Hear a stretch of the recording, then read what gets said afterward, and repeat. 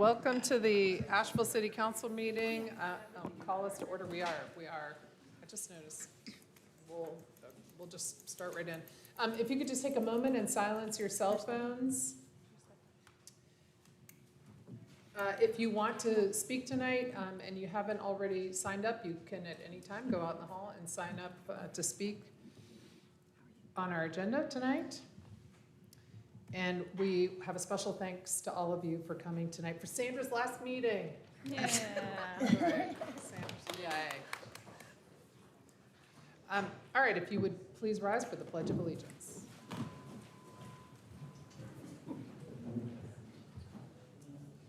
Pledge allegiance to the flag of the United States of America and to the republic for which it stands, one nation, under God, indivisible, with liberty and justice for all.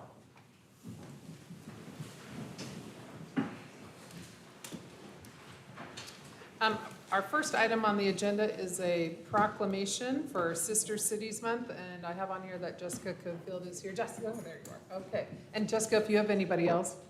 No, you, okay.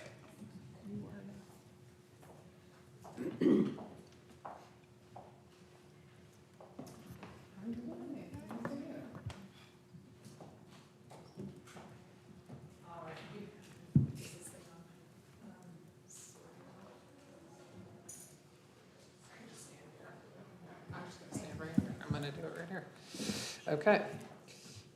This is a proclamation for Sister Cities Month. Whereas a national sister city movement emerged in 1956 when the U.S. President Dwight D. Eisenhower convened a White House conference on citizen diplomacy.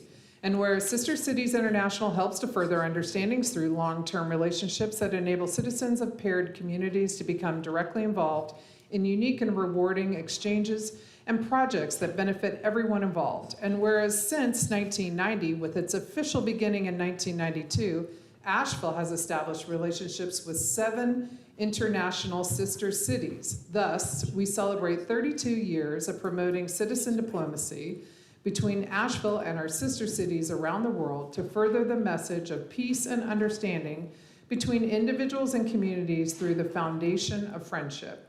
And whereas Asheville Sister Cities continues to send and receive delegates and students from our sister cities around the world, raise funds for charitable efforts such as our wheelchair, Oshogbo, and compostable toilet, San Cristobal de las Casas projects, and highlight the cultures of our sister cities by hosting events including Robert Burns Supper, and that's in Dunkeld, Burnham, Greek Independence Day, Carpanese, Bastille Day, Samur, and Day of the Dead, Valladolid, and San Cristobal de las Casas celebrations. And whereas in the wake of the devastation inflicted upon our city by Hurricane Helene, citizens and officials from each of our sister cities have reached out to express their condolences and ask how they might show support for Asheville during this time of great need, demonstrating how the sister city model of citizen-to-citizen diplomacy fosters better understanding among us and a more compassionate world for all of us.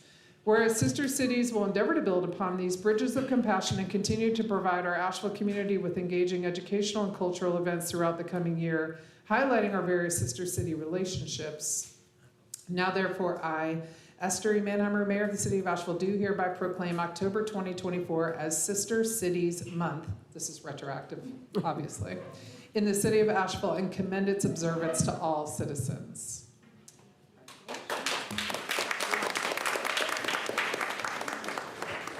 Just a quick few words is we immediately had an outpouring from every single one of our sister cities following the wake of Hurricane Helene, and both our own sister cities and the sister city organizations within the United States and the formal chapter out of Washington, D.C.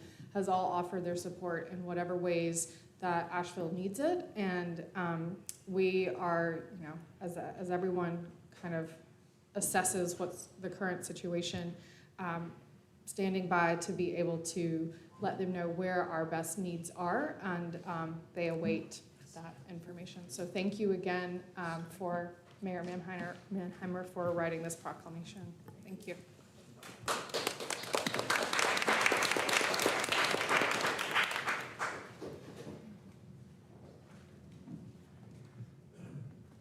The hurricane has thrown off our proclamation schedule a bit there.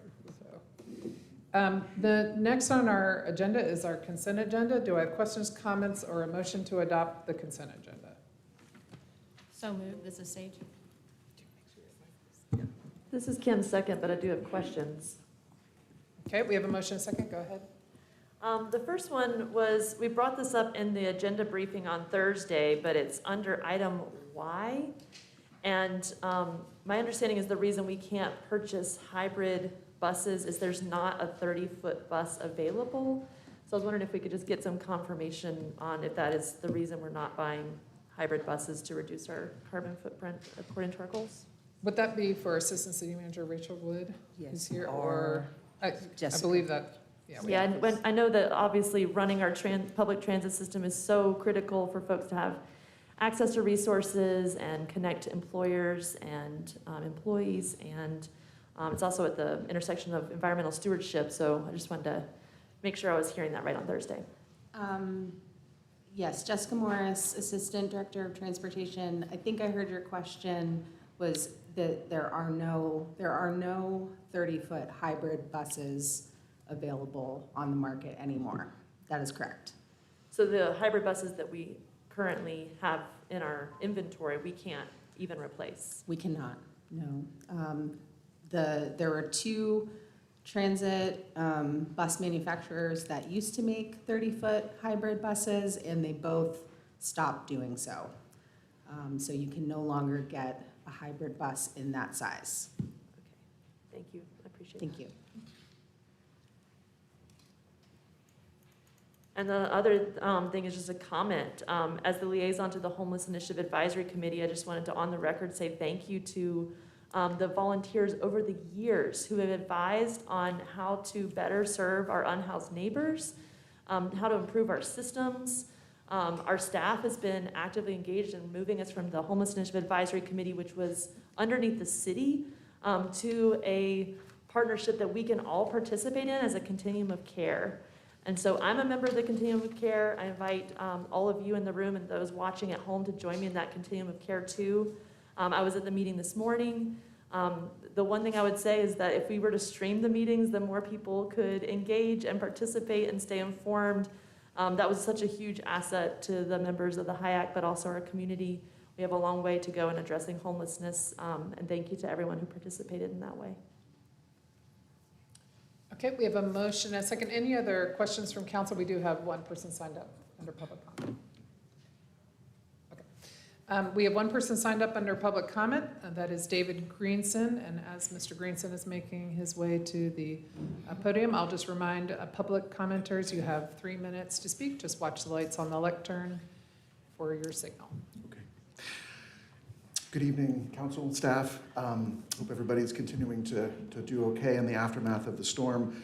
You're going to hear later from some folks that I feel a lot of solidarity with that are going to be calling for rental assistance and support for folks that are being really negatively impacted by the storm.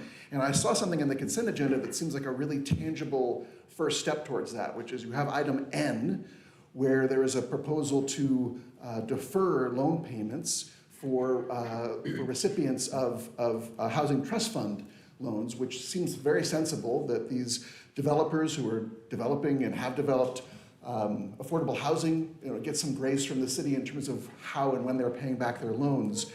But when I looked at the criteria, the criteria for how these deferments will be handled, it also makes sense. It's in the public good and making sure that people are still going to be able to pay and things like that. And I thought a criteria you all could add is that these developers should also be extending some grace to their residents. I mean, if the city is going to say to these developers, hey, we appreciate that you all have been impacted, we want to give you some grace, it seems like those developers should then likewise be turning to the residents and say, hey, if you're having a hard time paying your rent, we can do a rent deferral just like the city is giving us a loan deferral. So it seems like that could be a criteria that the city could use in determining, and maybe all these developers already are doing that, in which case super easy criteria to meet. But if they're not, this could be a way that the city could use a little bit of a nudge to these developers to be making sure that their residents are not being harmed. So that's my suggestion. Thank you all very much.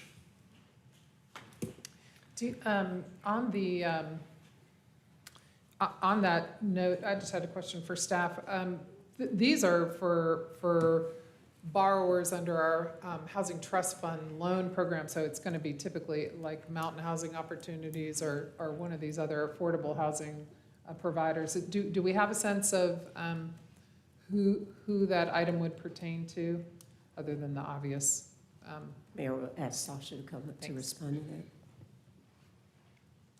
Good afternoon. Yes, we have had a couple of landlords, property managers, owners request deferrals. They were both impacted by the storm. They're working with their tenants and not evicting them at this point. I think it's, rental income is the mainstay of making these developments work, affordable units work. And so it's really, the loan deferrals we're talking about, the amounts of money are much smaller than rental income. I think they're working with their tenants. It would require a lot of staff time to kind of administer this kind of a thing and to monitor it. We're trying to make sure these housing owners stay afloat, frankly. And so I think, I don't know that this is a practical solution. Financially, it doesn't necessarily pencil out in a pro forma. What doesn't pencil out? Saying that, so if I have a loan payment of like $5,000 a year or something like that, and then but I have a couple hundred renters and I'm turning around and trying to reduce everybody's rent. I think what's missing here is that the Housing Trust Fund loans we do are like a last piece of a puzzle. They're not the whole capital stack. They're not all the loans or all the debt. So there's an enormous amount of money owed by these developers, and then this is one little piece. I love the sentiment behind it, but I don't know that it's practical. And it's for 1 month, right? We're agreeing to 1 month. No, it's, Isn't that what it says? we're probably thinking like 90 to 120 days generally, it could go a little bit longer, but. And I heard you say they're working with their tenants, so they're not evicting tenants? Right. But we could put that stipulation in place, because it's really expensive for all of us if we fill the eviction courts, right? We could Let me- legally do it? Let me ask you this, do any of the tenants hold vouchers? Because if they hold vouchers, it's not necessarily up to the landlord to say, you don't have to pay your rent. There's Yes. a process that landlord would have to go through to get permission, right, to pause on the rent. Thank you for bringing that up, because yes, that did come up. I had a couple conversations this afternoon. Giving them a break, or another way to look at it, it might be like giving them a break on their rent turns into income, and then it starts, there's a whole process that would trigger with HUD and HACA, going Sasha? around and around. I'm sorry. So this says, I was looking at the details, so we have already done 1 month. I misunderstood. We've already granted it for 1 month, and this is really to extend that? Right, Okay. But we're not defining for how long? correct. It's on a case-by-case basis. We don't, some of these loans actually already have 0% interest at this point, you know what I mean? So it's not huge amounts of money that we're talking about. Thank you. Okay, thank you. Any other questions or comments regarding the consent agenda? Right. All those in favor, please say aye. Aye. Any opposed? Okay. I'm going to move on to the manager's report and turn it over to City Manager Deborah Campbell. Thank you. Good afternoon, Mayor, Council, community, and staff. I did, before we went to the manager's report, if she is still here, I wanted to introduce you to a new staff member that's just recently been hired, and even through the storm, she showed up and said, I still want to come to Asheville. And her name is Ashley Hare. And is Ashley still here? If not, we have a new transportation director. That's great news. But okay, we'll go on. So tonight, the manager's report will include a presentation from staff with information about a proposed organizational structure for us in the community to respond to the unprecedented conditions we are faced with to recover from this storm. We presented some information to you all at your agenda briefing on last Thursday. Hopefully, we have responded in this revised presentation to some of the issues and concerns that were raised at that meeting. Assistant City Manager Rachel Wood has been designated as our recovery coordinator, and our Sustainability Department Director, Bridget Herring, will serve as the deputy coordinator. Rachel and other staff will be presenting the bulk of the presentation. However, we will also have representatives from Haggerty Consultant, Inc., who are assisting the city with our recovery efforts, will also present on their role. But before I hand it over to Rachel and others, I want to take some executive privilege here. For several weeks, my team and I have been participating in the county press briefings. We've been providing updates about numerous topics such as where and how to access needed services, the status of water restoration and distribution sites, community safety tips, debris removal, damage assessments, how to reopen, the building permit, and other key topics. At these briefings, I have consistently started my comments by thanking everyone in the community for your continued support to help us recover from this devastating storm. And I have consistently closed my comments by extending my continued thanks to the mayor and city council, all of our dedicated city staff, and employees of the city of Asheville, our other partners in the county, state, and federal government, as well as our private and nonprofit partners who continue to work diligently to help our community recover. Although we have a long way to go, we're making steady progress. Together, as a community, we will build back better. I hope this presentation provides a little bit of a roadmap as to how we propose to organize to support community efforts to address the tremendous challenges and opportunities ahead of us. Rachel? Thank you, Deborah, and good evening, Mayor and City Council members.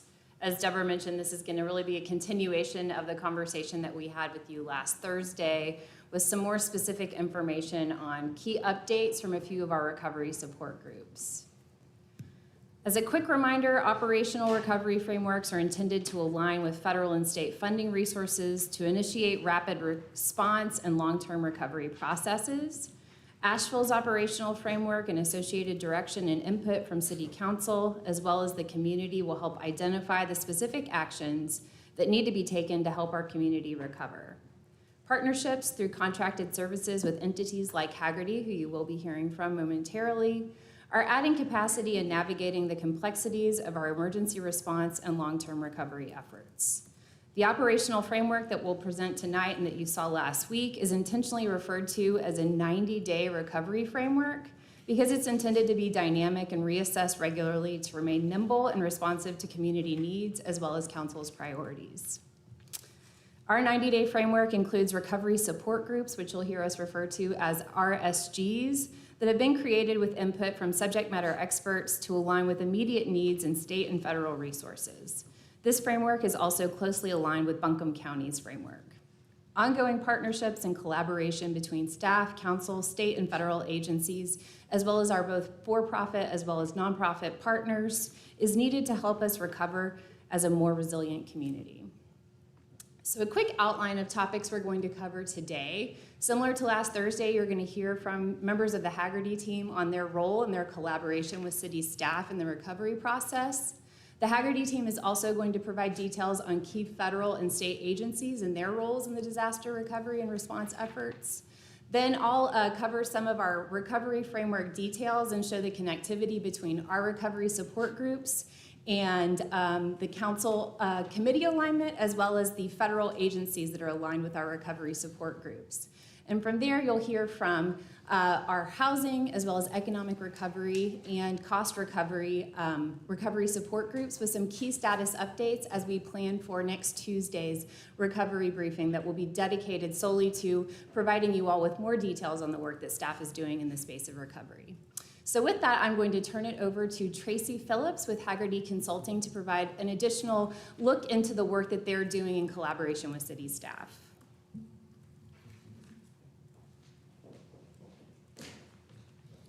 Thank you, Rachel. Good afternoon. I'm Tracy Phillips. I'm a Deputy Director with Haggerty Consulting. Haggerty is a comprehensive consulting firm doing disaster recovery and emergency management consulting. We've been in business since 2001, initially responding to the World Trade Center event on 9/11. We've supported our local, state, and federal clients, helping them prepare for, respond to, and recover from every major event since that time.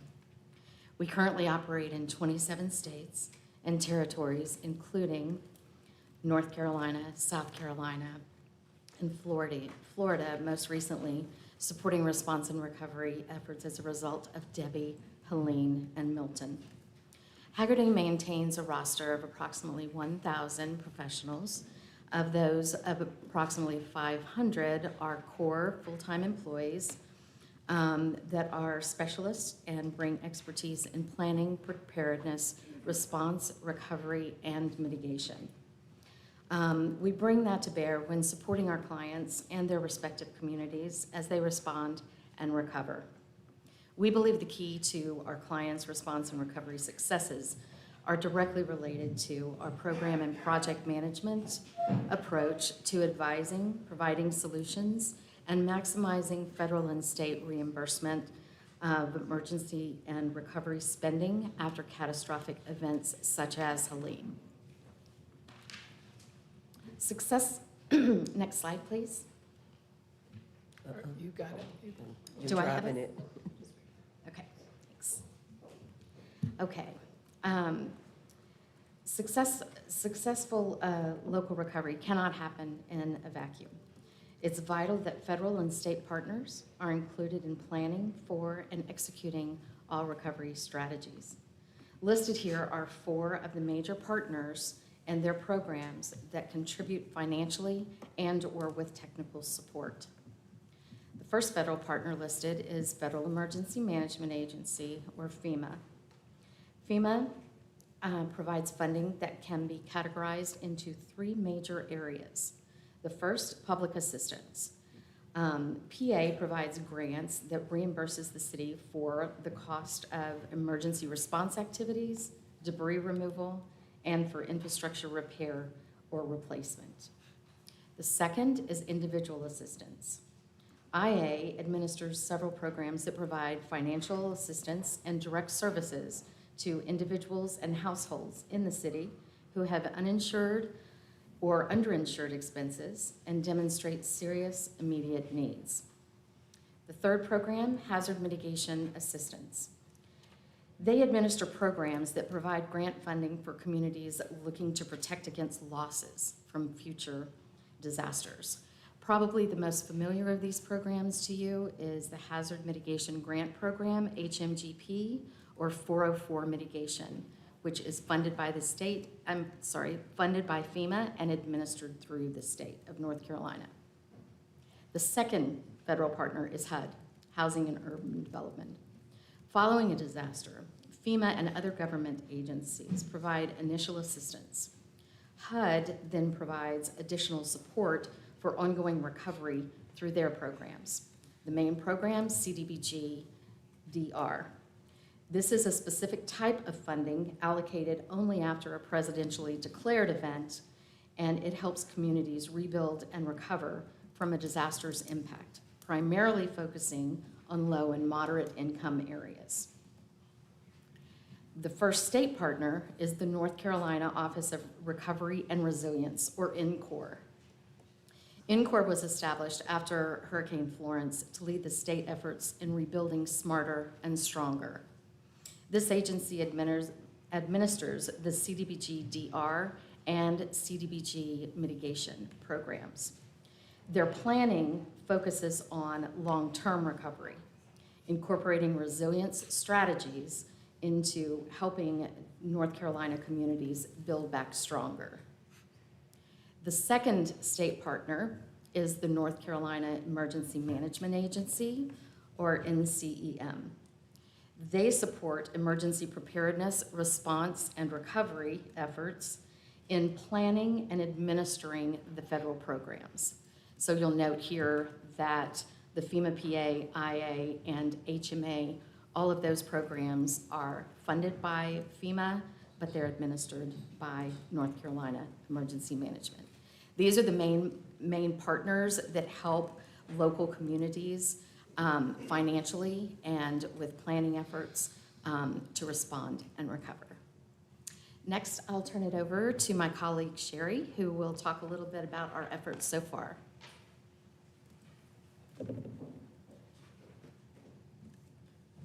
Good evening. My name is Sherry Blanton. I'm currently serving as a project manager with Hagerty on the City of Asheville engagement. We're very excited to be here, and we've been working very hard since we arrived. So I'm just going to talk about one slide here, quick points of collaboration that Hagerty has conducted in conjunction with the city staff in terms of the recovery process over the past about 3 weeks. The first area is going to cover debris. The second will be water and infrastructure. For debris, SDR has already hauled 17,000 cubic yards of debris, and that debris removal began on October 9th and concluded on, October 9th and concluded on October 27th in about a 19-day period. Then the debris removal work transitioned to the U.S. Army Corps of Engineers in Asheville, and just within an 8-day period, they've already hauled 53,000 cubic yards of debris. And finally, we assisted the city of Asheville in receiving a $6.4 million Category A debris removal expedited project from FEMA PA. The second area is water and infrastructure. We're currently drafting 2 Category B emergency protective measure projects with the city. One will cover initial temporary water repairs, currently estimated at $11.7 million. And the second will cover emergency response costs, estimated at $6.4 billion. We're also in the process of working on a damage inventory, which is required for permanent work under FEMA PA. Thank you. Thank you, Sherry, and thank you, Tracy. The Hagerty team has quickly become embedded as a part of our team, and we have definitely benefited from their subject matter expertise so far. So this is a quick overview of that 90-day disaster recovery framework. It's how we're organizing our operations as city staff. What you see in the boxes are recovery support groups, and the names listed are the leads for each of these teams. Our recovery support groups are in process of forming. Each group includes a cross-section of city employees and has been charged with organizing the recovery-related work within each functional area, keeping our core values, including equity and sustainability, at the foundation of how we approach our work. So each of these teams includes a team lead who's named, an executive sponsor who's a representative from the city manager's office, identified administrative support, communications and data support, as well as an embedded subject matter expert from the Hagerty team. So talking a little bit more about alignment, each of our recovery support groups are aligned with the federal recovery support functional area, and those federal recovery support functional areas are led by different federal agencies. So housing touches on 2 of those federal recovery support functions. Those include Health and Human Services as well as housing. Housing is led by HUD. Our economic recovery support function is aligned with the federal economic recovery support function, which is led by the Department of Commerce. That's where our Small Business Association loan program coordination has occurred. And then 3 of our recovery support groups fall under the federal recovery support function for infrastructure systems. Those include debris, water, and infrastructure. And the U.S. Army Corps of Engineers is the lead agency for infrastructure systems with other interplay with other federal agencies on an as-needed basis. Cost recovery, as well as community capacity building, or city recovery support groups, are aligned with the federal recovery support function of community planning and capacity building. That's primarily led by FEMA. And then our art and cultural resources is aligned with the natural and cultural resources federal recovery support function, which primary agency at the federal level is the Department of the Interior. Our recovery support groups are also aligned with your existing council committee structure. And so you'll see that on the right-hand column. Housing and community development is, of course, a natural fit for our housing recovery support group. Economic recovery, directly aligned with the scope and current structure of the Planning and Economic Development Department. The Policy, Finance, and HR Committee, directly aligned with the work that we're doing under infrastructure, debris, and water. Policy, Finance, and HR also has direct alignment with cost recovery, as well as that long-term recovery planning effort. And then the Environment and Safety Committee does have alignment with art and cultural resources. So as we talked about last Thursday, it's really important to staff that we're not just talking at you, but having lots of opportunities to get feedback from you, especially during these preliminary developmental stages of our recovery effort.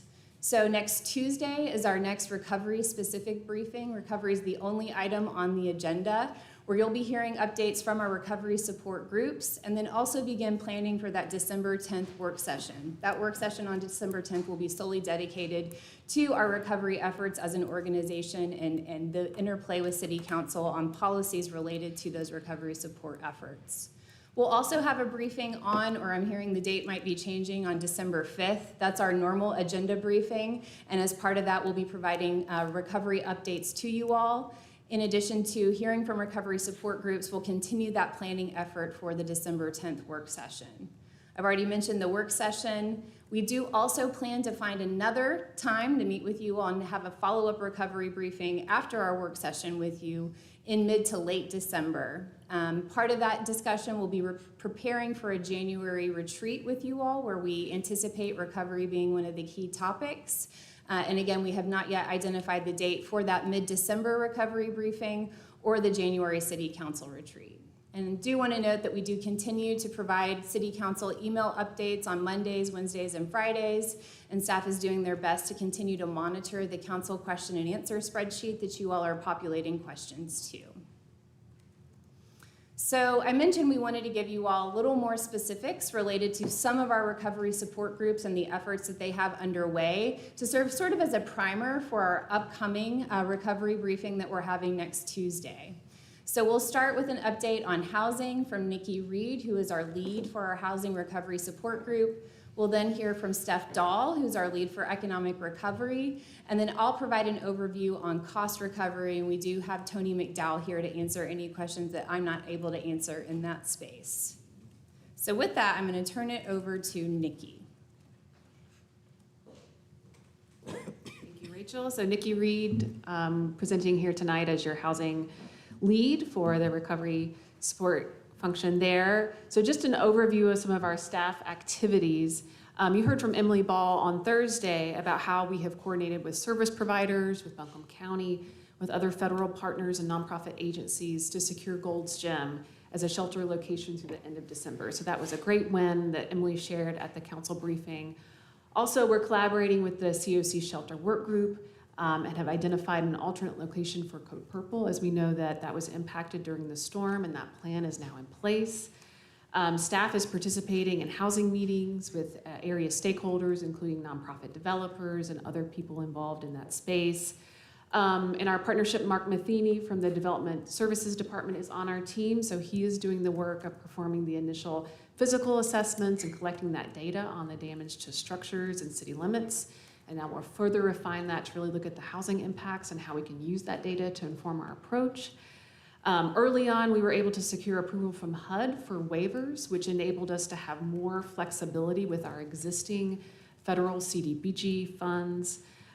We just this week provided a permitting point of contact to the North Carolina Department of Emergency Management. This is for the temporary housing considerations, so that if they run into any permitting hurdles, they know who to speak with and how we can be an expedient point of reference for them. And then we're also following up with housing developers on the status of existing and planned projects, as we know that housing pipeline will be key to our long-term recovery. Also, in terms of available resources, you've heard about those that are being made available to the community. The Archer Collaborative, the National Regional Coalition for Home Repair, they've developed a single point of intake for low-income homeowners with storm damage and in need of those disaster repairs. We've linked that here in the presentation. And then we've designated $1 million in funding for rental assistance and then $1.465 for home repairs. And we shared more about the initial funding with programs at Evelyn and Archer for those two areas. And so really looking forward at what council action will be needed over the next several weeks. So some of the early funding that came through CDBG, now this is not CDBG DR, these were early funds that the CPD group made available to the city. So we've been awarded an additional amount of 1.7 in community development block grants. So that's going to be an early conversation with council for how we act on that right now. So this is really a bridge before those larger CDBG DR funds come in, and we want to be skillful with how we use those funds. So we're wanting to speak with you next Tuesday on what that may look like, get your tolerance on that initial policy guidance for those funds. Then we'll proceed with the HUD required public notice for the allocation plan that should happen in late November, and then coming for that formal council action on December 10th.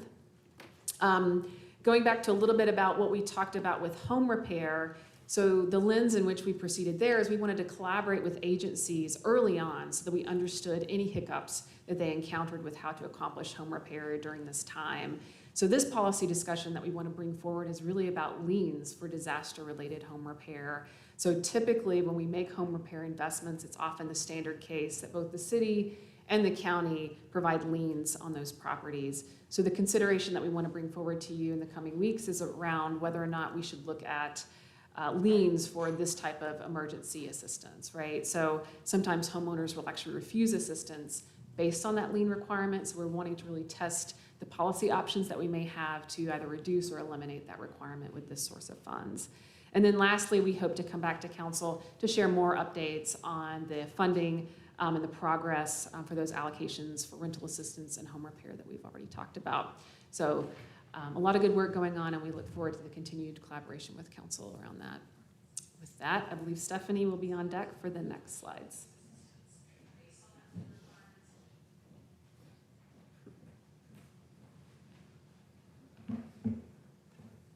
Good evening, Council. Steph Dahl with Planning and Urban Design here to represent the Economic Recovery Group. So while this group has just recently formed, the staff has been working diligently to go on a listening tour and better understand what the needs of our community are right now regarding economic recovery. So we have attended or presented at more than 20 meetings. We used all that input to identify immediate priorities list, and I will let you know what we have identified. That is that potable water is the #1 need. Debris pickup is the #2 need. It's not just debris that's in front of people's small local businesses. It's the fact that we still have debris on sidewalks and people need to get to work, and so they need to be able to walk along transit routes. The #3 immediate need is funding sources, so not just loans but grants. We've all been hearing that. The 4th need is permitting assistance, not just for storm repairs, but for alternative events that might be able to support the return of commerce during a time where people are really seeking to get some revenue to get them through the holidays and the winter. And the last one is messaging that supports their reopening and continued success. Some of that is just by supporting events and activations, but also making sure that we as an organization continue to provide specific messaging to our businesses as well. So an example of that would be that we have provided a resource called Guidance for Severely Impacted Flood Areas that a lot of the folks in our flood hazard areas are already paying attention to. So secondly, we are continuing to provide special assistance to those who have been impacted, that they need that storm-related repair. I want to reiterate that all fees for storm-related permits have been waived. That includes early assistance meetings. So anyone out there who is speaking to you and wants to know what they can rebuild, they can sign up for an early assistance meeting on our website.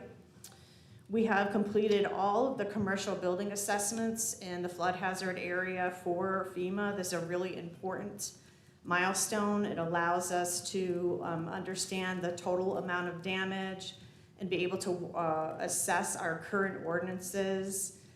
That is to balance both our ordinance's desire to drive sustainability in the areas and also to drive commerce and economic development for the entire community. We are meeting a couple times a week with different agencies, so some of those are intergovernmental agencies. We're also meeting with organizations that are stakeholders and can help us assess what our business retention needs are from a regional perspective. It's very important that we don't forget that some of our workers don't live in the city of Asheville, and some of our city of Asheville residents have businesses that are not within the city. Some of our next steps include convening those regional partners to talk about data so that we can understand the progress that we've made and to better understand the gaps that we are trying to address when we put together our longer term strategies. We're also continuing to have focus groups and go on listening tours. Those next ones will be with our minority and women-owned businesses, and we wrote down here also the block who we got to meet with a little bit today to start that process. I mentioned that we have the guidance for severely impacted flood areas out there for the community. We also have a open for business guidelines after Tropical Storm Helene that we're trying to share with folks on how to do that safely. You heard from Nikki about the next round of CDBG funding that you'll be involved in allocations with. I just wanted to note that some of that allocation is going to directly address economic recovery as well as housing. But we are right now on the signing on the dotted line, that contract for the $704,000 in business stabilization grants. And just as a reminder for folks, that is going to be administered by Mountain BizWorks, and we'll be able to announce some of that soon, announce how that's going to work. We do need your help. I have 4 things here we want you to consider as far as potential council action. I'm going to highlight the last one, and that is the consideration of policy and processes regarding redevelopment and reconstruction of property, specifically in the flood hazard areas along our Swannanoa and French Broad riverfronts. At our upcoming briefings, especially our one next week, we're going to talk about options to streamline the review and permitting process, standards to rebuild, and some temporary use permits, temporary allowances that help people restart their businesses in a quick and easy way. We're also going to be looking at sharing with you some potential housekeeping of our current floodplain ordinances. That way we can clarify for people what our regulations are around redeveloping and align our language better with the North Carolina building codes, make that more clear.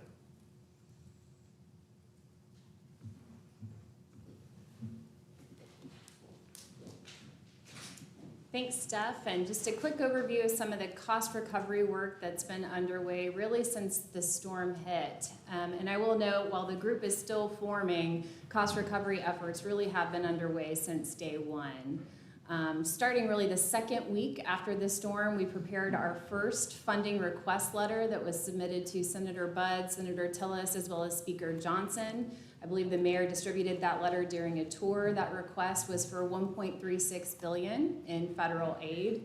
And you'll note as the dates... Billion, I'm so sorry. No, With you a said B. it. I just wanted to Okay. say it again. Wanted to make sure I wasn't saying the wrong, yes, billion with a B, 1.36 billion. As I go through these dates, you'll note the number increases because our assessments are getting further refined, and actually the number is going up as we have more information available. That same 1.36 billion with a B request was submitted to the state's Office of Budget and Management October 16th. So they have that information as the General Assembly is back in session. On October 28th, the Haggerty team already referenced this. We did receive $6.4 million to cover the first half of our debris-related estimated expenses, which is Category A in FEMA Public Assistance. And then on October 31st, an updated funding request letter was provided to our federal delegation, and this was distributed via the city's lobbyists, and the total increased to $1.6 billion. Last week, several members from the city manager's office and finance department met with the FEMA administrator. This was a staff level meeting, and we provided her with a funding request that actually increased to $1.86 billion, again, based on additional data that city teams have prepared. And so, as I mentioned, the cost recovery team is still in the process of forming, but work has been underway, and really want to give credit to our capital projects and capital management department, as well as our public works department, our water department, several other departments, including our finance department, on helping us continue to prepare those assessments and refine them as we go.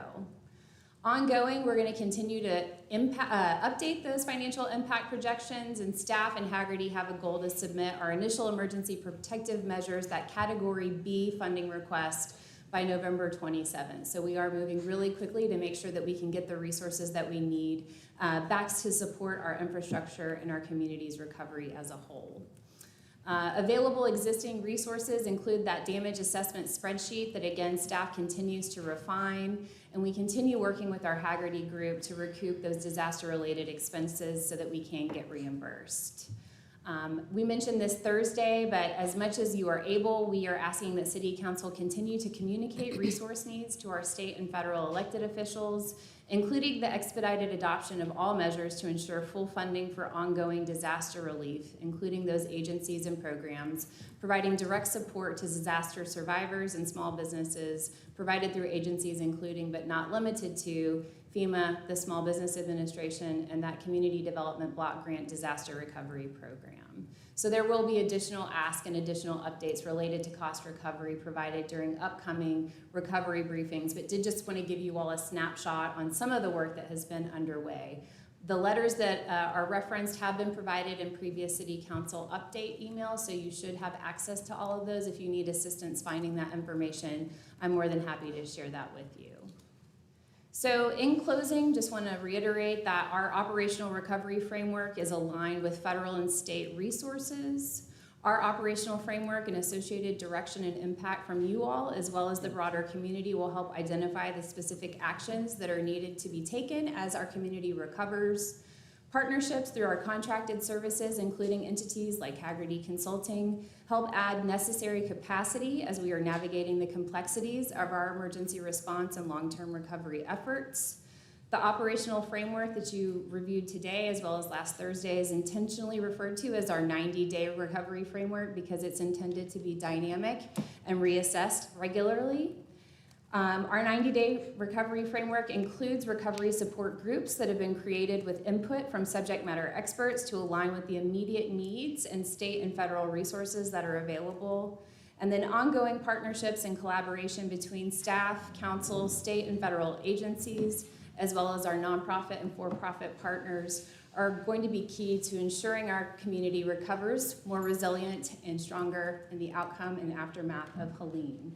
So just want to note that we are going to have a more regular cadence in terms of our updates to City Council related to recovery, with a more targeted discussion with you all next Tuesday. You'll hear additional information from Nikki Reed, Steph Dahl, our cost recovery team, but then we'll also have updates prepared for you on the progress that's been made by all of our recovery support groups, and we will have specific questions and items where we're seeking feedback from you all. So with that, that concludes our presentation, and we're happy to answer any questions that you might have. And Mayor, I would add, we do have Haggerty, but we also have Hannah Vick from FEMA also in attendance. She didn't make a presentation, but just wanted you all to know she was in attendance.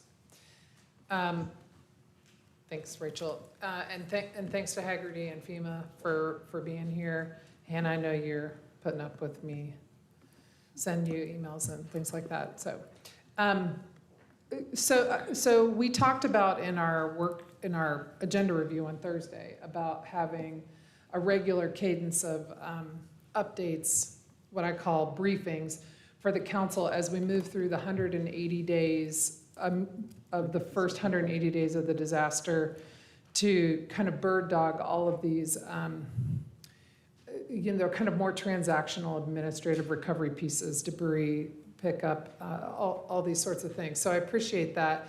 I would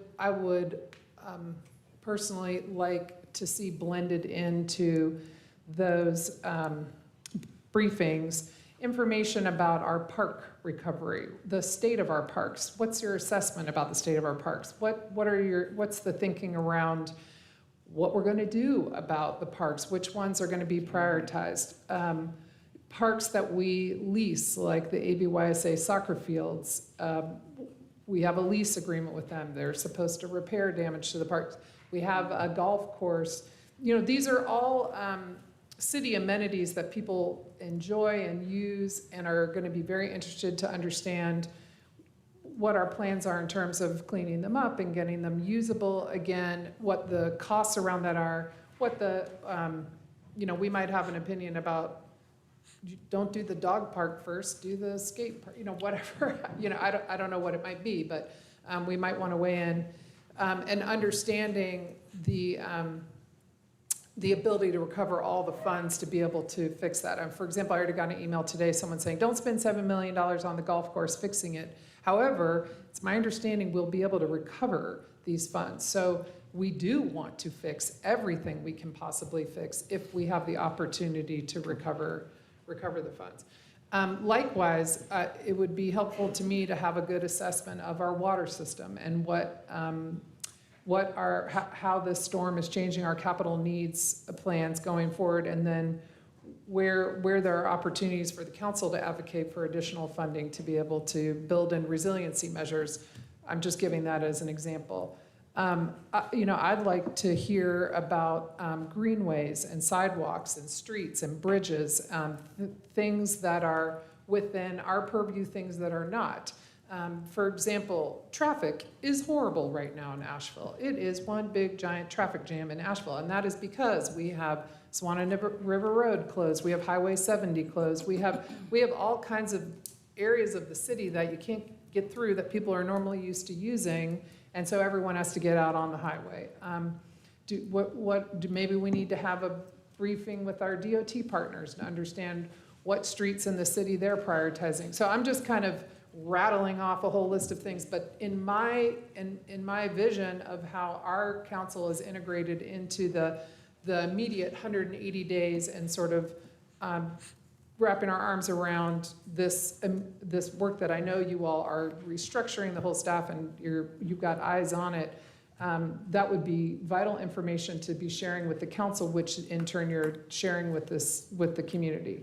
I had a great conversation with Ben Woody about how getting kind of a feel and around the numbers of properties impacted in the city by the storm that are residential, that are commercial, that are industrial, that are partially damaged but probably rebuildable, that are fully damaged, that we might want to consider.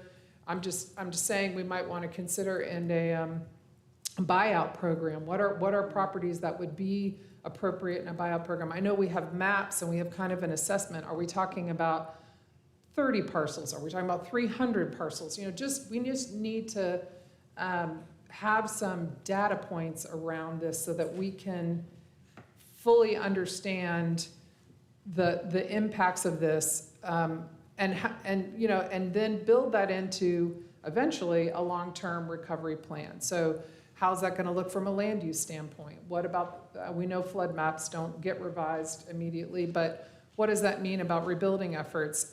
While we were sitting here, I was looking at Maui has now, today, this month, put out their long-term recovery plan, which is 74 pages long, and they put it out for public comment. And their fire, of course, was last year. So I know the expectation around the timing is not, tomorrow. But it includes all the same categories we're talking about here, and it's giving, it has subsections for land use planning efforts, for affordable housing efforts, for utility infrastructure resiliency, all the categories we're talking about. So these roadmaps are there for us, and we don't have to reinvent the wheel. But I don't know about you guys, I get a little overwhelmed thinking about it. So sorry, I'm freaking myself out while I'm talking to you about it, but that's what happens, and then you wake up at 3 in the morning and think about it some more. So, but you can see the work that needs to be done, and I want to have the council meaningfully integrated into that, but not disrupting the effort, but helping guide in a productive way. So that's my 2 cents around that. I appreciate all that. I look forward to even just, and maybe some of the tools that we can provide are already there, but just not quite layered correctly. Like we have the FEMA maps, we have this new GIS layer of before and after satellite images. We have where our future greenways laid out. Like maybe we just need the tools in a way we can start to review them, you know? I totally agree. And Deborah, you started this by mentioning y'all's participation in the county briefings, and I just want to make sure we thank you. I've seen you, I've watched all of them. I see you participate every time, and I think Ben is often there, and we've had a myriad of staff come through, and I just really appreciate you doing that and being available for that process. It's a big lift, I know, to get all that information ready each morning, but thank you for that. Absolutely. I heard that there was, the FEMA person is here. Are we able to ask a question of you? Where are you? You are. There she is. Ask You are. it and Do see you what mind if I happens. ask you a question? I'll start speaking as you come up. Thank you for being here. So the program, we heard today, we have about 1,600 folks in Buncombe County that are still in motels, hotels, or transitional housing. And I'm concerned about those folks and getting them into a more long-term solution. And then I know there's a program where FEMA was doing direct leases with landlords. And we had asked if that, I think it expired last week, the ability to sign up. And I've heard several things. The folks haven't heard back yet, or are wondering what that timeline looks like, or if possibly the deadline could be extended for more people to apply. No, absolutely. And thank you so much for allowing me to speak. My name is Hannah Vick. I'm with the Federal Emergency Management Agency. The direct lease program that you're referencing is a program that allows FEMA to work directly with landlords to put together a lease for individuals and families that need to be housed on a temporary basis. So we went out to industry, we put together a webinar, and we said anybody that is interested in participating in this program as a landlord, you have until this date. And we needed to establish the deadline because of federal procurement laws. We can't start the program, we can't actually get people into the program and house them until we set a deadline. So we did set the deadline, and we received, I think, about 1,000 landlords that were possibly interested across Western North Carolina. At that point in time, we are going through the process of all of the applications. We're looking through them, identifying what's viable and what isn't viable. And then we're also piecing out, like, where are the locations, what kind of, is it a 1-bedroom? Is it a 2-bedroom? Is it a 3-bedroom? Like, what are the capabilities there? And as we piece out what is available and then matching that up with what we anticipate the need might be, then we'll have a better sense of, do we need to reopen the application? And then we'll do that if needed. But as of right now, we're going through about 1,000 applications. And as soon as I hear more, or if you hear that we need to reassess the need, then we'll let you know immediately. Okay, so we haven't started actually making any of those connections. No one's moved into these? No, Okay. not yet. We're still in the assessment process. And as we move forward, I'll continue to give the city an update. How long does that process usually take? It can take a while. I want to say that we want to work as quickly as possible, but we also want to make sure that the matches are appropriate and that it actually offers a longer-term solution. We know that the individuals that are in hotels right now, that's not a great solution for a lot of families, right? And so if we're going to put them into another temporary housing situation, we don't want it to be a housing situation that doesn't fit their needs. And so we will take the time to make sure that the family's situation and then that particular lease, that landlord, that lease situation matches up and can be sustained for a while as that family determines what their next stop point is on the recovery journey. So we'll hear more, but we don't have a timeline yet. Correct. Yes. Thank you for being here. Thank you. And just to follow up, the 1,600 number that Sage mentioned, that's in city limits. So we have- Buncombe County. That's Do countywide. we know the city limits that are displaced? I do not have that broken down by the city. Have you ever had that? I feel like that's data we haven't seen, No. particularly to like the FEMA funding in general. If that's possible, we would love to know. Absolutely, and I know that the city raised this. We've been working Yeah. on it very hard. They let us know immediately. All of FEMA's data is done by county, right? So all of our systems are set up by county. So us going and saying, for example, I think there's 12 zip codes in Asheville, or is there 9? There's several zip codes in Asheville. So what that means is that that's a hand jam pull that our team needs to do going into our system, pulling those numbers, and then putting it together in a way that makes sense. So we are working with the team in terms of identifying like a weekly report that we can provide that would give a little bit more granular data on the city level as opposed to the county level, since I know that it's important for decision making. And then just while we're on subject, and to say it publicly, so the application period or registration period with FEMA has been extended to January 7th, right? Correct. Thank you. I will just say that we want people to register just as quickly as possible, though, so that they can get into the system. We know that there are so many, the recovery process is so dynamic for families, whereas an individual or a family, they might not need assistance right now, but in a month or two, that situation might change. If they're in the system already, then that certainly helps us more quickly assist them in the future. So want everybody to register either online or by calling the 1-800 number. Yeah, I want to share that the way you're saying it is so much better than how we started saying it. At first, I thought this program was you need to go and apply for assistance. But it really is about registering what has occurred to you, your family, and your household. You are asked questions about whether or not you had damage. So it's really just registering everyone, not necessarily going there because you need help. Yes, absolutely. And one of the things that we've learned in FEMA is that if a family can come to us and tell us about their needs, then we can go through on our side and be like, oh, it makes sense that we're going to see if, for example, moving and storage assistance is what you need, or maybe what you need is serious needs assistance, but you don't necessarily need home repair assistance. And on our side, we can match you up if you just tell us what your needs are. So you're absolutely right in terms of registering is really, really important, even if you might not have an acute need right now. Will your 2 locations offering in-person help stay in place in the area till January 7th? So we're looking at the mall location to stay longer term, right, through at least the next 6 weeks, and then we'll reevaluate, especially based on the foot traffic. We are trying everything that we can to bring as many agencies, not just FEMA, but the state, the city, the county, whatever agencies we possibly can at that one location. So when people do make the journey to the Disaster Recovery Center, they can get lots of questions answered at the same time. We are looking to have that as our longer term option here in the city. I can't give you an exact date because we will evaluate the data on the foot traffic. And then same with our mobile disaster recovery center that's going on right now. I believe that we are at the Bee Tree Station this weekend, or this week, apologies. And then this weekend we will shift back to the Buncombe Sports Complex. Thank you so much.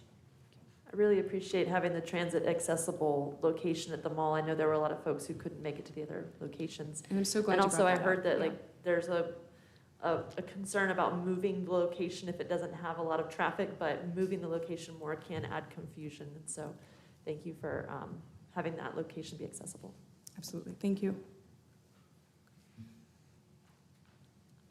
I had a number of questions related to our presentation, but I wanted to start with gratitude for staff because we're, as I would reiterate from Thursday, we're all survivors of Hurricane Helene. And so you've been doing this work on top of also supporting your own families and neighbors, and I appreciate that. I am looking forward to the work session to dig in more, but I also know that like we have so many neighbors sitting here who came out to speak and engage. And neither presentations and reports nor work sessions have that engagement. And what I hear from every single disaster survivor city is that the thing that you can do the best is engage the public early and often in sharing solutions and the work. And the thing you could do the worst is not engage the public in solutions. So I'm looking forward to finding ways that we can engage folks. And the next questions are about that. We talked a little bit about this on Thursday. Just for example, the 6.4 million for water and infrastructure would have been a great example of something that could go into a budget and project dashboard. Let's show our work. We're working really hard for the public on recovery. Let's show what that looks like so that people are like, I don't see real work happening. It's not tangible. But like, where is the contract? Who received the contract? How much was it for? Where are we at in the timeline?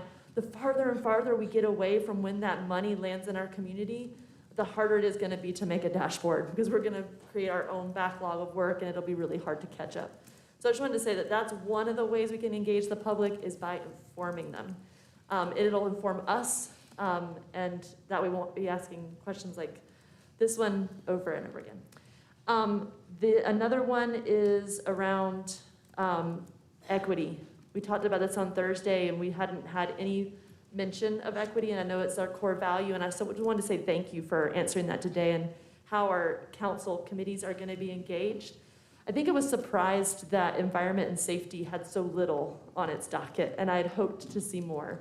So maybe as we get closer to the work sessions, we can talk a little bit about how environment and safety needs to be more engaged than what we saw today. And just for clarity, those were just examples. Sure. There will be numerous things that will go to multiple committees, as a matter of fact, depending upon what that issue is. But again, those were just examples. Yeah, I know we're going to have so many people like on the precipice and what safety means, and we have our climate justice mapping, and we have our first responders. I watched early on often talk about what equity looks like and how to meet the needs of our most vulnerable neighbors, but we're not showing our work on that. And so then folks might feel like they have to give us some feedback on it. And it's like, well, let's just show our work. Okay, the role of advisory boards. We've been talking a little bit about a blue ribbon commission. And that kind of sounds a little bit like what I had imagined after we saw what happened with planning and economic development doing its pre-storm analysis of bringing all the boards and commissions together. So I wasn't sure where we're at with that conversation about the Blue Ribbon Commission. I imagine it could include Planning and Zoning, Urban Forestry Commission, Sustainability Advisory Committee. We probably need partners like Riverlink and Mountain True and the River Arts District organizations. We might need to revisit the form-based code, but we need all hands on deck. And I know that that takes work and it takes staff time. So right now we've put all advisory boards on pause, and we've said, we're in this together. So I'm really curious as we go into the work session, what it looks like to take the time to really go all hands on deck. Absolutely, and if I could respond to that, is we know that the county is getting ready to set up some kind of task force. What we don't want to do is to have Helene recovery fatigue. We're fatigued enough, and so the general public, we just want to engage them as collaboratively as possible so that both the city and county can get the benefit of the input at the same time, versus creating all of these individual initiatives.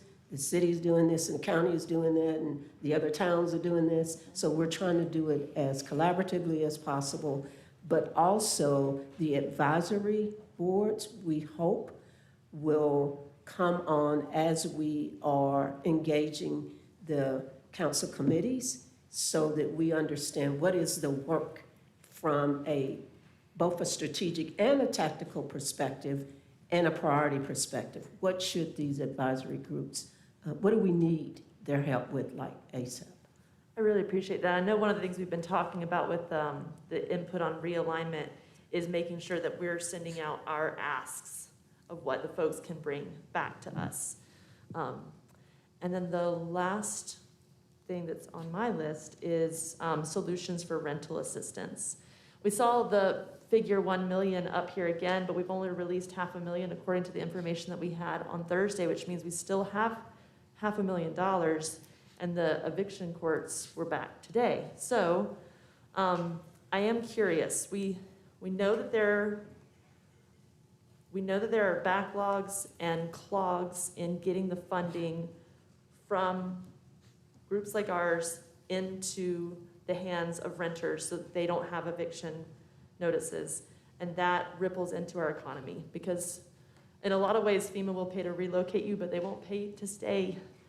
And so I'm really worried about how we have that economic recovery. I know I'm not alone in sharing that concern. But I am wondering, because it makes me so uncomfortable to hold on to $500,000, what can we do to support our current partners on rental assistance? And or do we need to expand the capacity with additional partnership?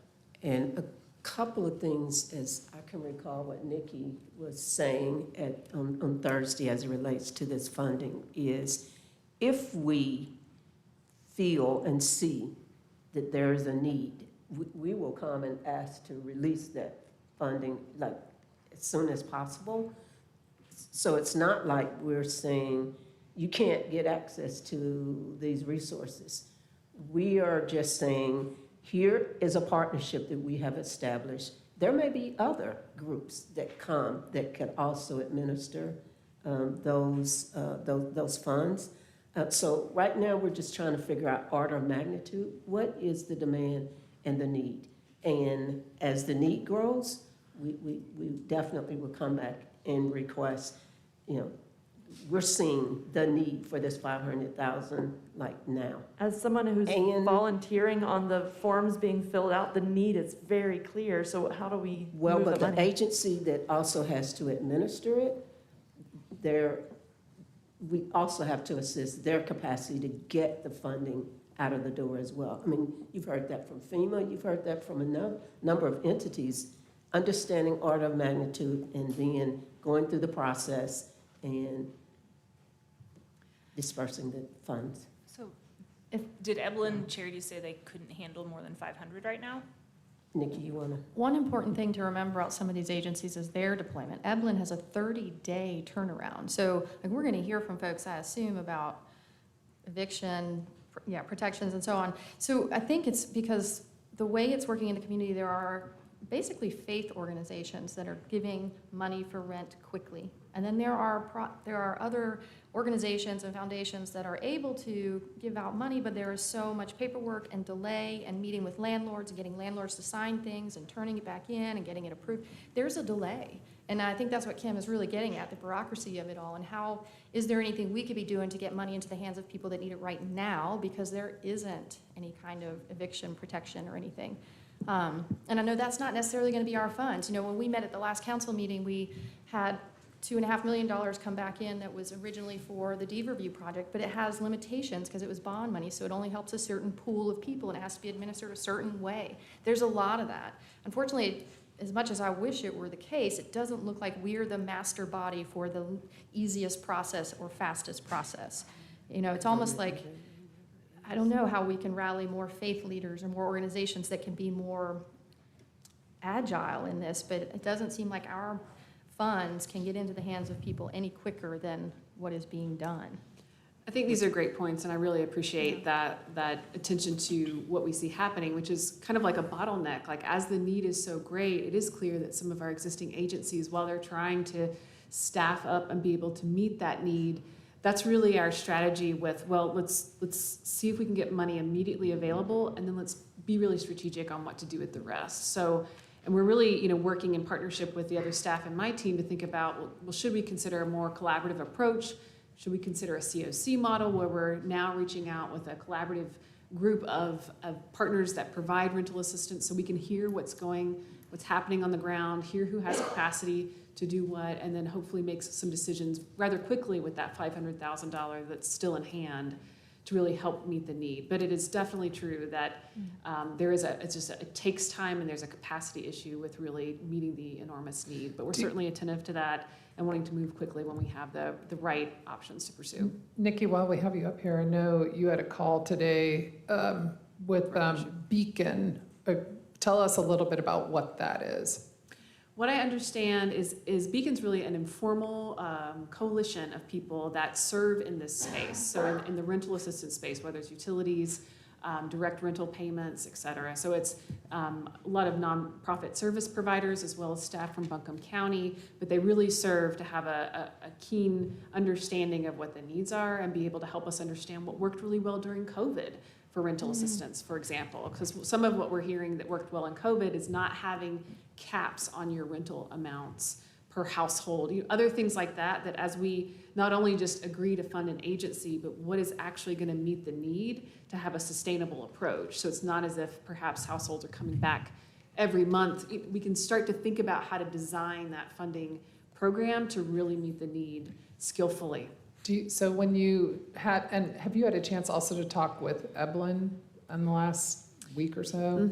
I mean, we're certainly having calls with Evelyn. I spoke with Reverend Shoup this afternoon, and working with Beacon. And so our plan now is to attend Beacon's meeting and really get that input, because that listening session, I think, is what's important. And right now, we're really focusing that effort on their area service providers through the Beacon. So my understanding of Beacon is that it's sort of like the COC of rental assistance. Because I'd be curious to know, I mean, I know Evelyn is getting from the Concert for Carolinas, they're getting $3 million. And so I understand we want to be strategic with our funds. And so I'm just trying to get my arms around, is it not a lack of funding? Is it, like you said, more of an administrative delay? Is it that the people that are most in need aren't able to connect with the providers that have the funding? You know, I don't have a clear, I mean, I was at Grace Covenant today too, and I see they're doing an incredible amount of work, but I also know we have folks that have been working in the rental assistance area for a long time, and they, do great work with these funds. And I know Grace Covenant doesn't plan to try to do this forever. I mean, they don't want to. I mean, they're serving an immediate need. So you can hear us. We're kind of anxious about getting these resources deployed and getting them to the people that need them most. Rent is due now, and if it gets in hand in January and someone gets evicted, then we were too late. So I want to just take advantage of the situation and share a couple things, because there are criteria. Maybe our website could be sharing some of this. I'm not sure. I don't want to add more workload, but like Evelyn, you can only go to Evelyn if you owe less than $1,500. There's little criteria everywhere. And if you call 211, which is our community United Way run information network, they will give you two phone numbers. One is for ABCCM. The other is for St. Vincent de Paul. The thing is, these are great organizations, but they're not really robust website agencies or anything. So, for example, ABCCM, if you are behind 5 days in your rent, have an eviction notice in your hand, or 25 days behind in your mortgage, you can show up at the downtown ABCCM, do an intake process, and get on the list and receive funding very quickly, not under a 30-day minimum. And then St. Vincent de Paul only does it by phone calls from 6 a.m. to 11 a.m. on Mondays. So these are some odd situations, but I don't know how we can help get that information out, but those organizations are able to help immediately. I don't think it's like you leave with a check, but I believe it's within a week. And if you go online, you're not going to find this information, or you might even find that ABCCM says to go to an address that's no longer the right address. So downtown is the location. It's probably your first step if you are trying to get rental assistance right now. Another thing I'm curious about is, instead of, we're going to be needing to ask for more funds, federal and state funding, we are going to have a long-term recovery ahead. But piling on top of our partners' heads feels like a not very partnery thing to do. But I am curious, because Durham has a program, and what we learned from the COVID-19 early days of the pandemic, is that being able to get cash payments to people directly, people spend it on housing. And so if we looked at the Durham Universal Basic Income Program, you're talking about I think it's 100 families, $1,000 a month to re-stabilize households, which stabilizes neighborhoods. We wouldn't have to start from scratch, because the program's already here in North Carolina. We have some framework we could work from. If we're getting stuck, I just wanted to bring another dish to the table of ideas that may help us get farther and faster.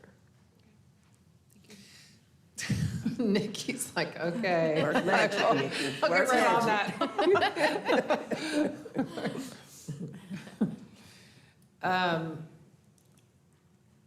Any other quick, yes? No, the only thing that I would add is that we hear you all's concerns. We are equally concerned about the pace at which we can do things and do them effectively and impact people's lives. We know there is a need.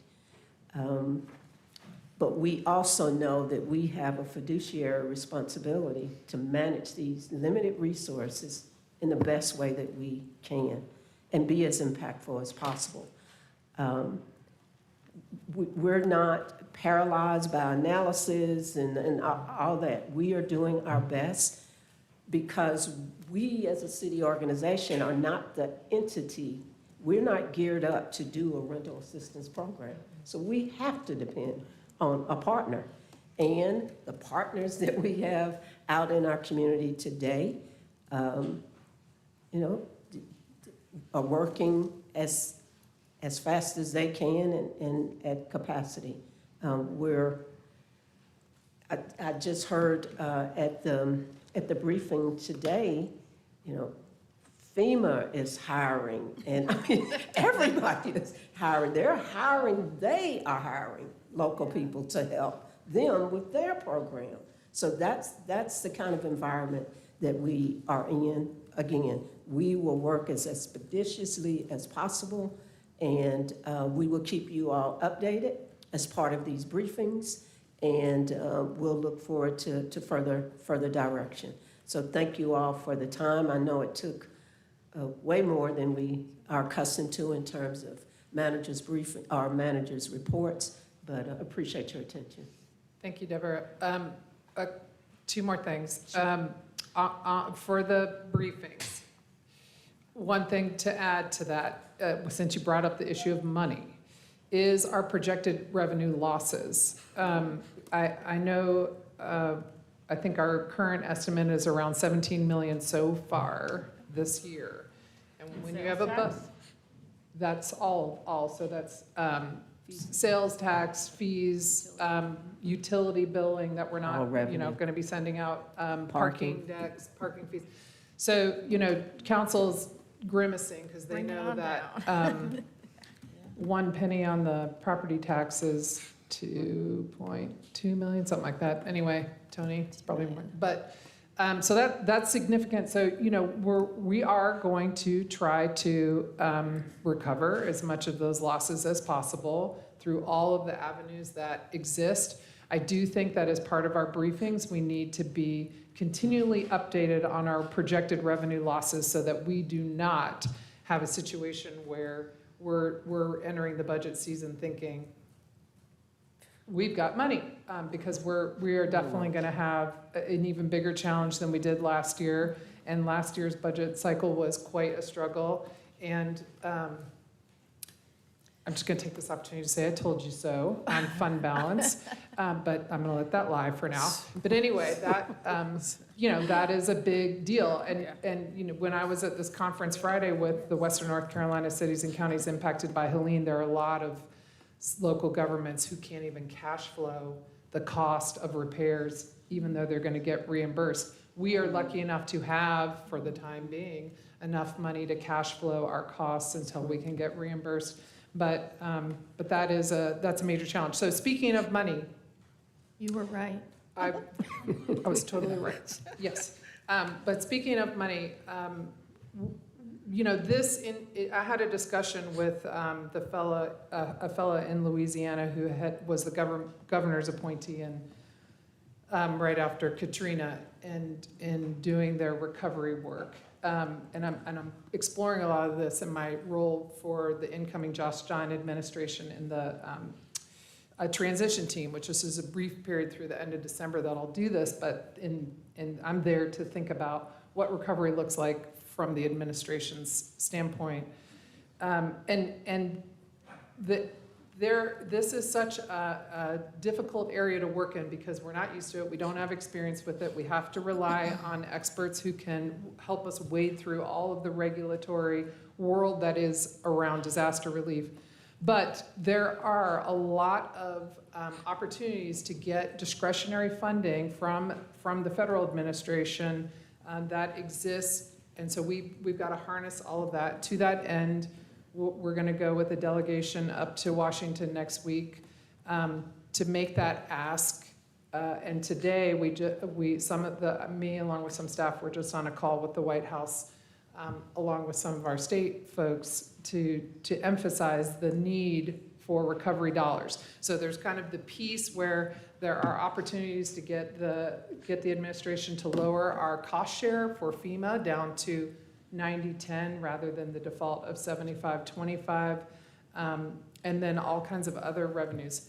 Plus, we need the Congress, which just went back into session, to refund all the agencies that provide relief to individuals and to cities and counties and all over Western North Carolina. So it's a lot of asking for money and getting reimbursed and trying to recover our losses. So I know that's not that exciting, but it's very, very needed.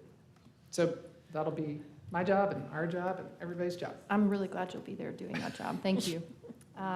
Deborah, one last closing thought. When Esther mentioned the parking, I have heard from some businesses that there's some stagnancy in the metered spaces because they're free.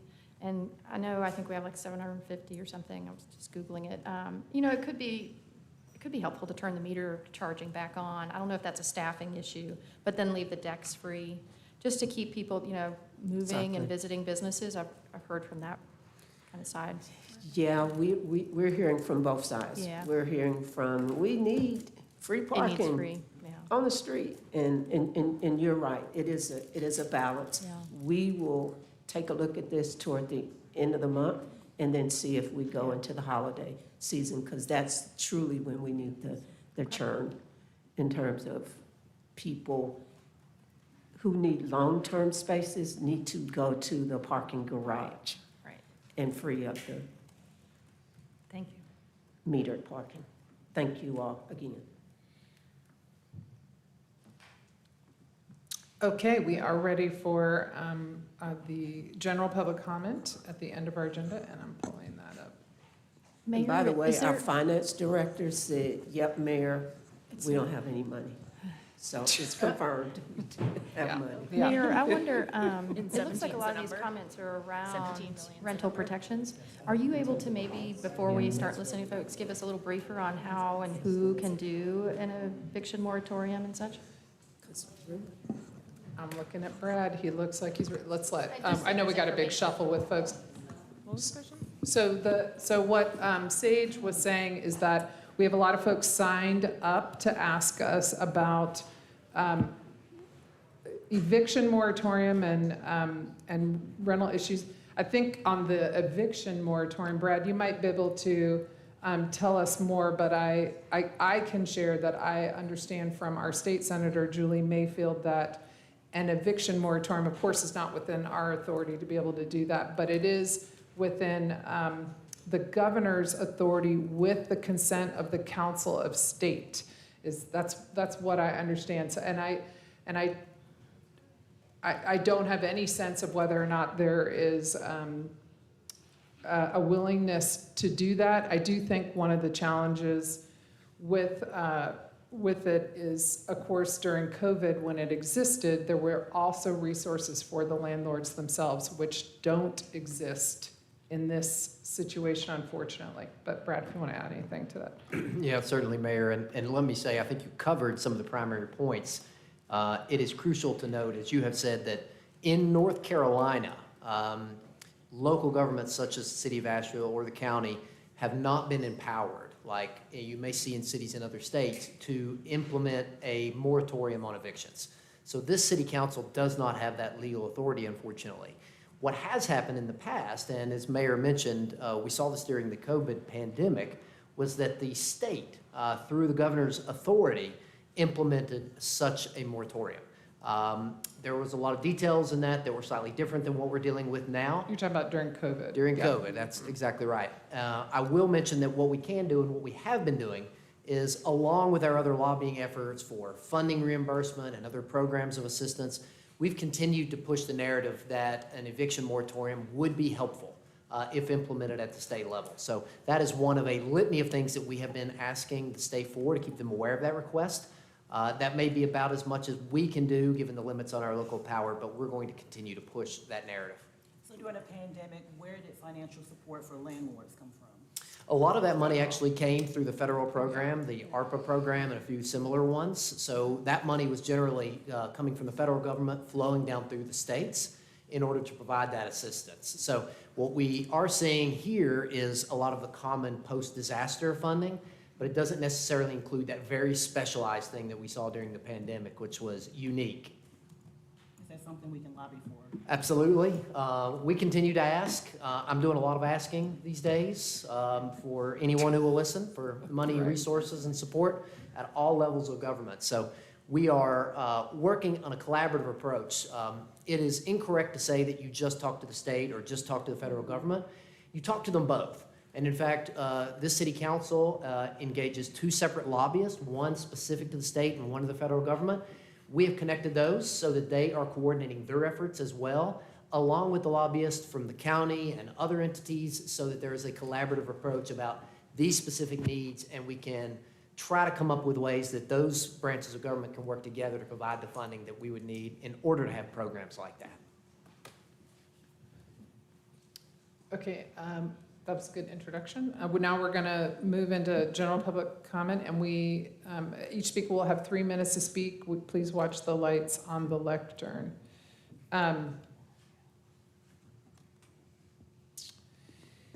The first person signed up to speak is Paul Howell.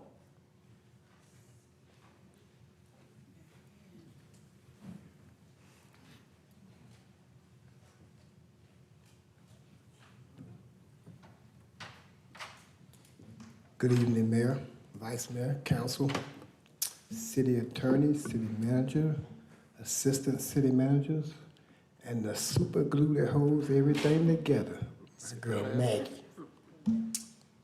If y'all will recall, at the last council meeting, my closing statement was that shit happens. My opening statement at this meeting is going to be that we can't allow shit to keep happening. Especially not to the people that depend on y'all to look out for their interests. And that's the people of this town, this city. We are relying on y'all to keep our best interests at heart. So, by inviting all these people to come in here and build and make all this money off the backs of the people that cannot afford to live in the places that are coming in here, I'm asking y'all during this rebuilding process that y'all would think more so about the residents of this town and what's going to keep them strong and to keep the city strong to keep people coming here. And that's going to be affordable housing. Not the thought of affordable housing with a few apartments, but affordable housing in actuality. We need that.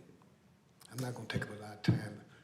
I want to say congratulations, Mayor, to your appointment to Governor-elect Josh Stein's leadership transition team. I want to say thank you all for the many updates that y'all provide daily in the emails. Thank you. And I want to say thank you for the work that y'all are doing to try to get us back on track. I know it's hard, and I'm not here to give y'all a hard time. And if we're going to get back on track, we got to do this together. That's all. Thank you. Thank you. Amy Morrison?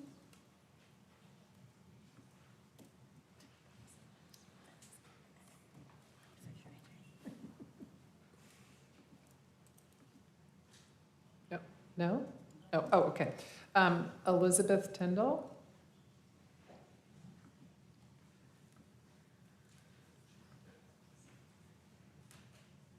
Good evening.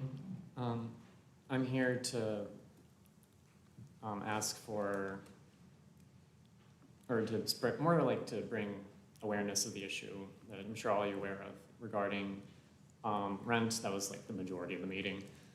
And particularly the fact that I think it was like, what, 75% of food businesses are closed still from the flood, meaning that no one has, or most people don't have like the ability to even like afford to pay for rent here.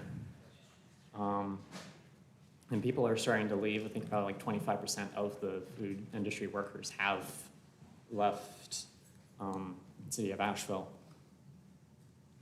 So I think, and these are the people that have built up our economy here, particularly tourism. A lot of people are coming here for the food industry and for like,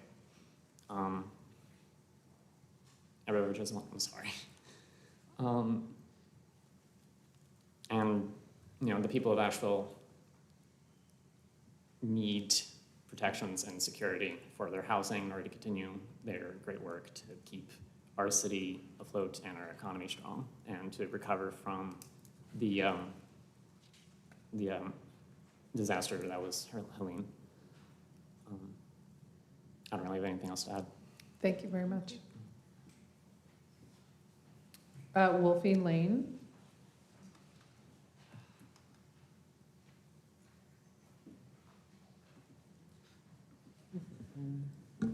Hey, Council.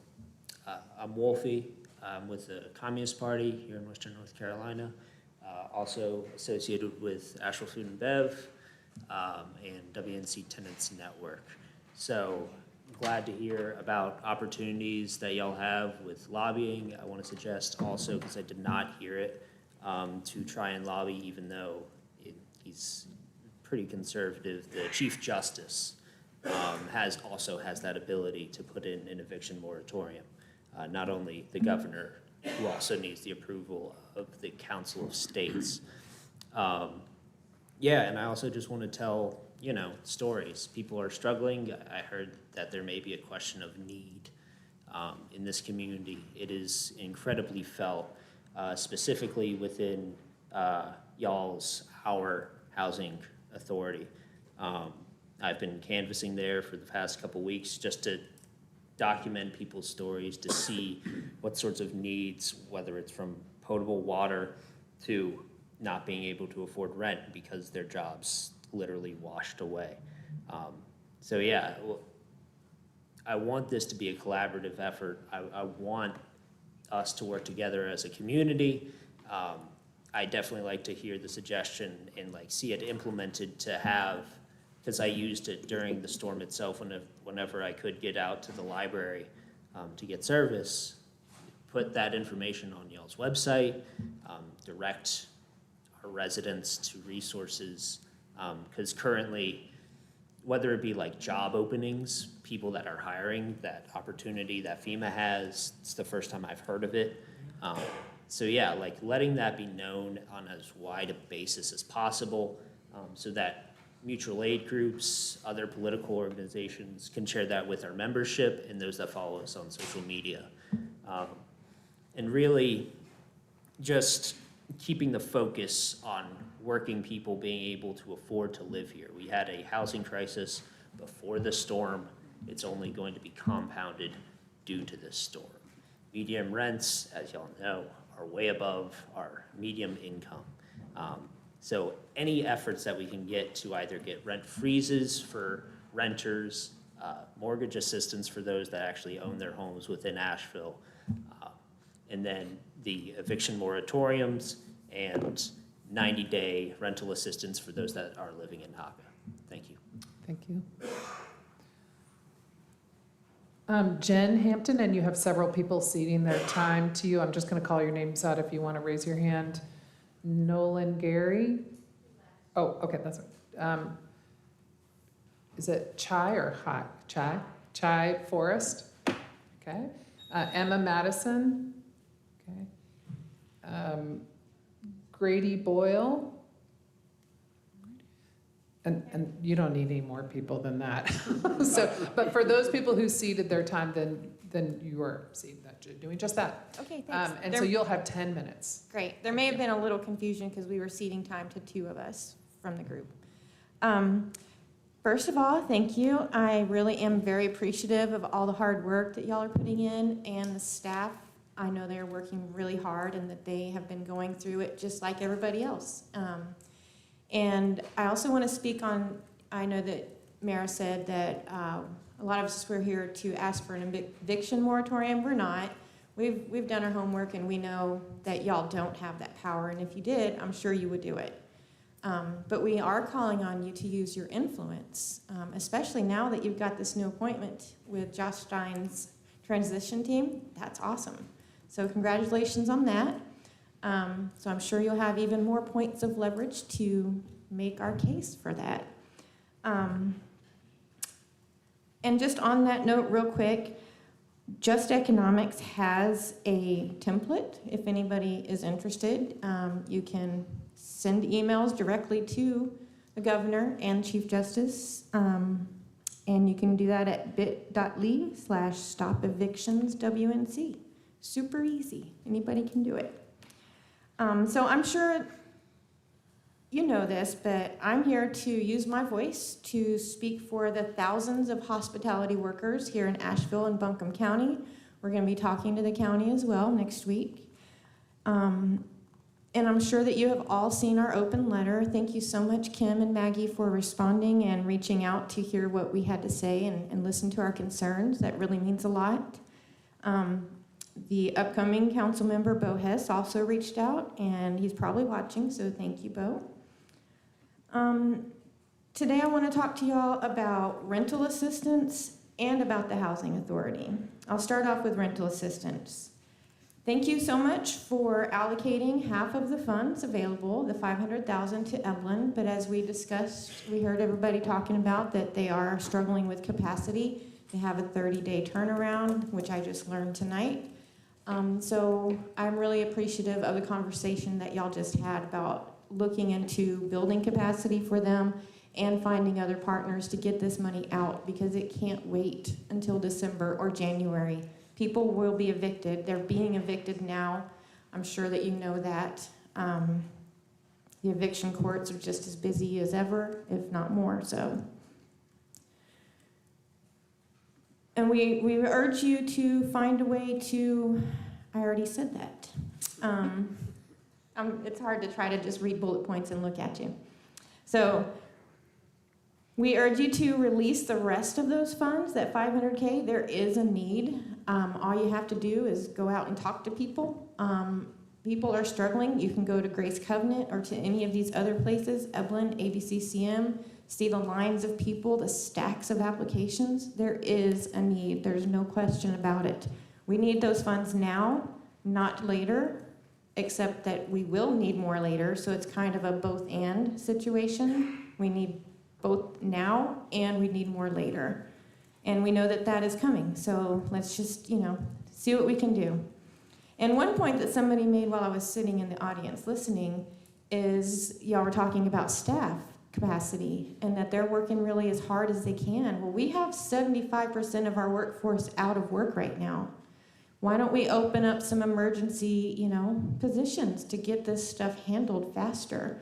We're really smart people and talented and creative. We can do a lot of, the work that needs to be done. So put these people to work. We need the work. That's less rental assistance too that we need to put out. So I'm sure that y'all probably already know this, but our union estimates that 75% of hospitality workers are out of work right now. That's huge. Over 1,000 residential buildings have been damaged. 294 have been completely destroyed. However, most people are expected to pay full rent, including local business owners who can't operate right now because we don't have potable water until at least mid-December. So people are really struggling. And, like I said, small business owners too are having to pay rent. So we got to get all the money out to all the people as fast as possible. We appreciate how hard y'all are working, but without immediate intervention, hundreds will face homelessness.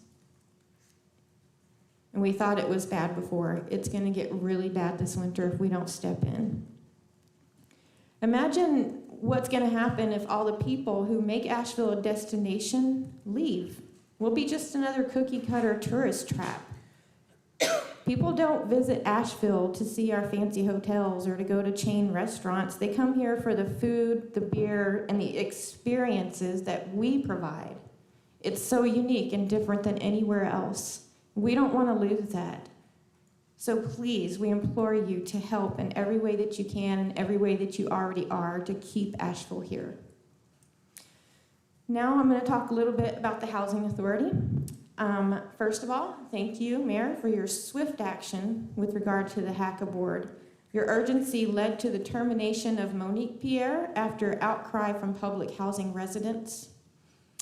Though this decision stemmed from the response to the disaster, she was causing harm to the community, so that's kind of a silver lining of all of this.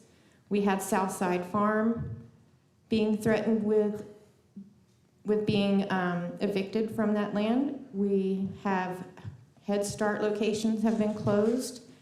Our eviction rate in our public housing is 3.2 times the national average, which is about 25 per 100 units.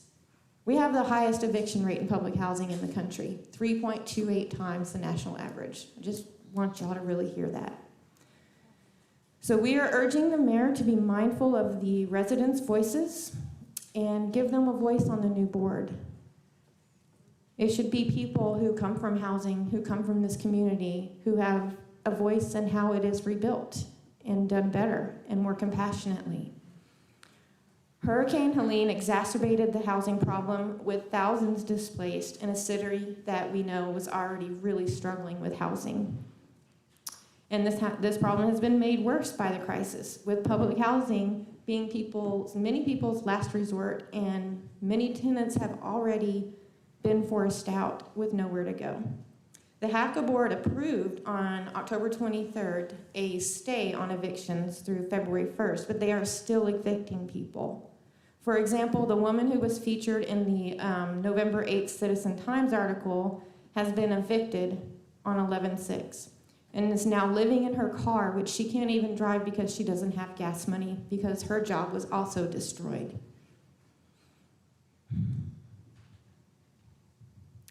We cannot keep putting people out on the streets. Sorry, I've never cried at y'all before, but it really hurts. We know that you don't have the power to make HACA stop evicting people, but the mayor especially has real influence over the board. We implore you to use that influence to help people stay housed while they recover.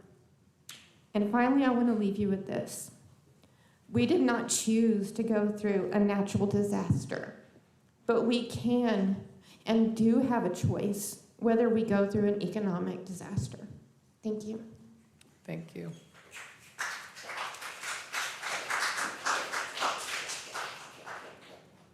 Miranda Escalante.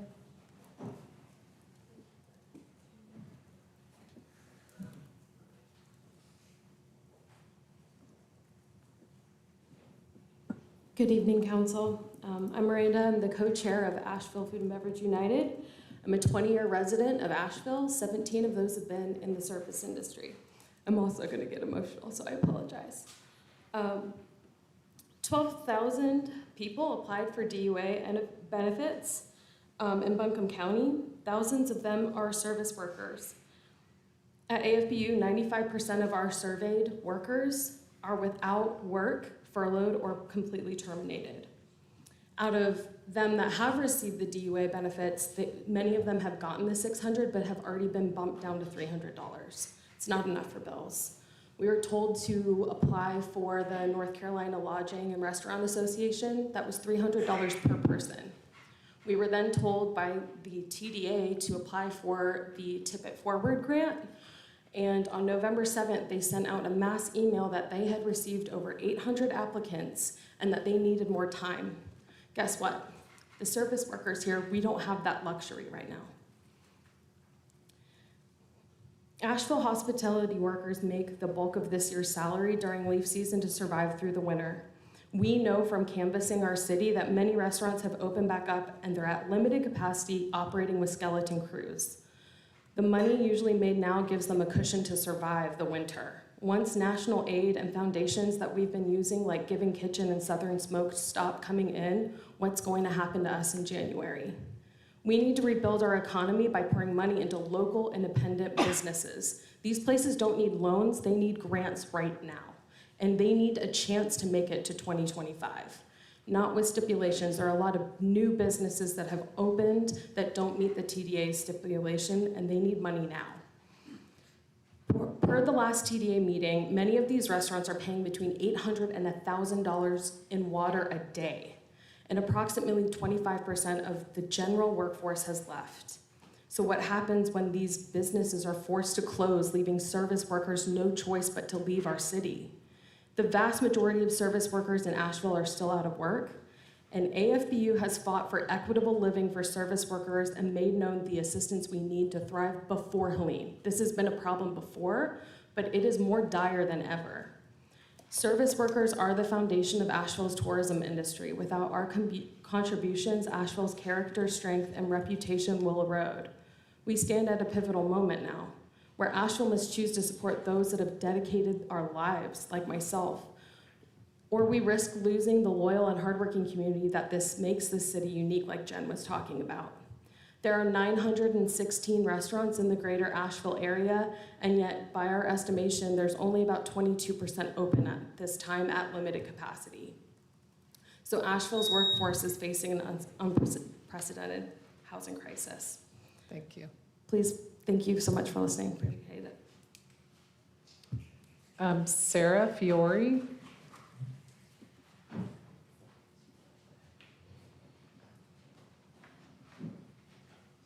Oh, I'm sorry. Sarah, you have a number of people ceding their time to you. Larry Sorrells. Raise your hand, Larry. Okay. Michael Special, if I said that right. Yes. And Riley Batts. Yes. And Lindsay Drillings. All right, you've got it. You can go. Yep, you're good. Good evening, Council. My name is Sarah Fiore, and I'm an elected member of the Asheville Food and Beverage United Steering Committee. 6 days ago, we launched a formalized petition that has gathered over 1,800 signatures. You should all find a copy of this in your email. We've also sent this out to the county commissioners. Tonight, I'm here to discuss a vital aspect of that petition, TDA accountability and direct financial aid. I want to make it abundantly clear that my organization understands that the council has no power over how the TDA uses its funds. We're merely asking you all to lobby for change. We also understand that under current North Carolina law, the TDA's occupancy tax revenue is tightly restricted. 2/3 must go towards tourism marketing and promotion, with only 1/3 available for tourism-related capital projects. AFBU finds this unacceptable. For years, the TDA has thrived on the hard work of Asheville's service workers and small businesses. These are the people who truly power our tourism economy. But now, as these same businesses and workers struggle to recover from the devastation of Helene, the wealth that they have generated for our city is largely unavailable to them. Out of a $27.5 million annual operating budget and an additional $13.9 million in contingency funds, $800,000 in the Always Asheville Fund is a drop in the ocean. With small grants of only $5,000 to $10,000, this fund has strict stipulations and even excludes the self-employed. At best, these funds might cover a single month's operations. This is far from a real solution. But there is momentum for change. On April 4th, 2024, State Senator Julie Mayfield shared to the Asheville Citizen-Times that she plans to introduce legislation to ensure that the LIFT fund can be used to support affordable housing if the TDA chooses not to make this change themselves. In her words, "I think that the LIFT fund should explicitly fund affordable housing, and if they don't feel like the language allows them to do that, I would like to change the language to make it clear that it can be." AFBU strongly supports this proposal, and we urge City Council to advocate for similar flexibility. With Mayor Mannheimer's recent appointment to the Governor-elect Josh Stein's transitional team, we hope that she will use her unique position to push for changes that would allow Asheville and other communities to use the TDA funds more broadly, especially in times of crisis. Her advocacy could be instrumental in working with both our new governor and the General Assembly to amend these restrictive policies, as well as alleviate budget shortfalls for the city of Asheville. We would also remind the council of the influence of Vice Mayor Sandra Kilgore and County Commissioner Terry Wells. Even as non-voting ex officio members on the TDA board, they both play crucial roles. We ask them to actively advocate for disaster recovery and to press for the reallocation of TDA resources to address these urgent community needs. Since the occupancy tax increased to 6% in 2015, the TDA has literally made hundreds of millions of dollars from the labor of service workers and small business owners who have all tirelessly supported Asheville's reputation as a top-tier destination. Now, we face an unprecedented crisis. Shouldn't the TDA's budget play a direct role in our recovery? Despite current limitations on TDA funds, we need our city council to champion our workers. Use every tool at your disposal to loosen the restrictions so that we can keep Asheville here. Thank you. Thank you.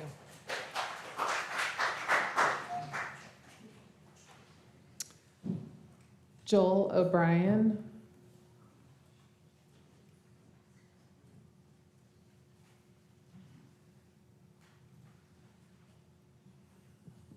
Howdy, my friends.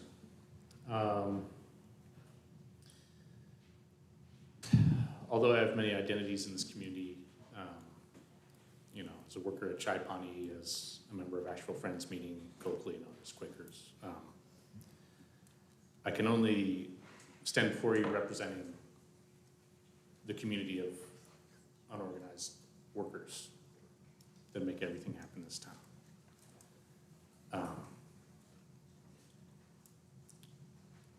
And although this meeting has been very informative, and I've learned a lot of ways that you all are helping everybody, there remain a layer of people in our community who are not helpful.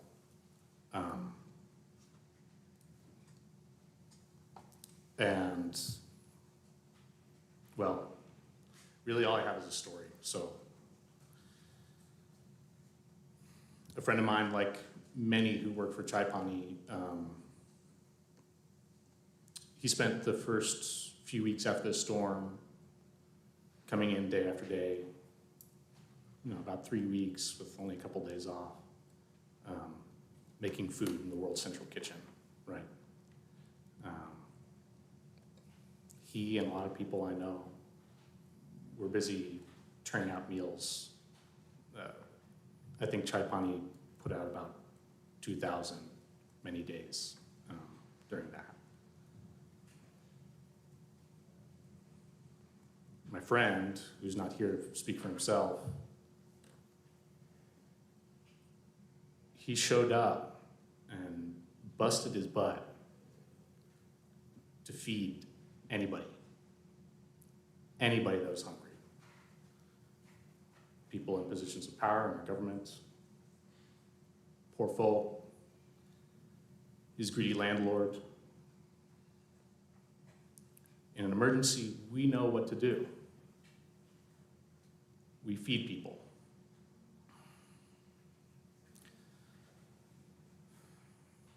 But when the emergency's over,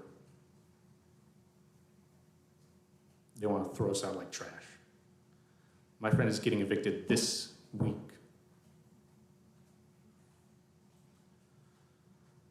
I don't know how, I have no suggestions on how you should administrate this. I don't know numbers and statistics.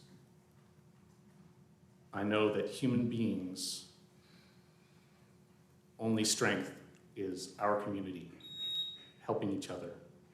So I ask you to help. Thank you. Thank you.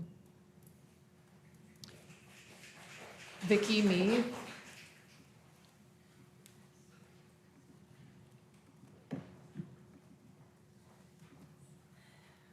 Hey, I am Vicki Meath. I'm the director of Just Economics. We're an economic justice advocacy organization. In normal times, we don't do direct service and case management, but this is not normal times, and we're doing that. And I also am not shy about bringing to your attention when I think you need to be doing something differently, but I've definitely applauded, appreciated, and praised the work that you all have done as a body and that you have done individually in many cases. And a lot of what I heard tonight I agree with, so I'm not gonna,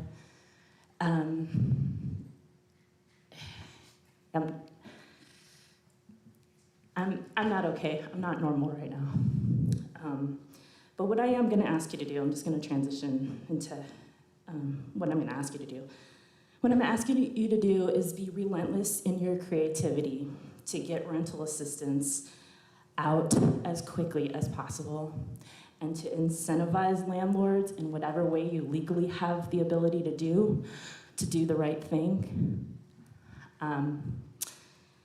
And I'm also going to ask you to use every bit of leverage you have with the governor's office, with the Council of State, with the North Carolina delegation to the General Assembly, with Chief Justice Newby, and with your colleagues in cities all across Western North Carolina that have any type of leverage with any of these bodies to get an immediate eviction moratorium and more rental assistance into the hands of people. I've spoken a lot with Reverend Shoup from Grace Covenant, and I know evictions are happening today. Eviction filings are happening today for rent that has not been paid for November because of people who were out of work in October and are still out of work. And many small landlords are working directly with folks like Reverend Shoup, and many corporate landlords are proving that profits mean more than people, and see an opportunity to raise rents and continue to exacerbate the extreme housing crisis we have in our community. So I know you all are doing a lot. I actually really appreciate what you've done, and just want to ask you again to do everything you can to keep fighting for the people of the city. Thank you. Thank you. Nina Tovish.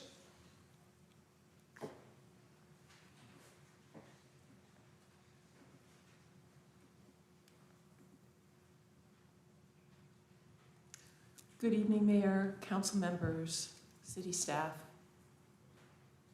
Like others, I want to thank you all for the work that you've done during this incredibly difficult time. It's overwhelming, and even under the best of circumstances, these challenges are complicated, with everyone having gone through much the same experience in varying degrees of horror and challenge. I appreciate the work that you're doing on behalf of our community.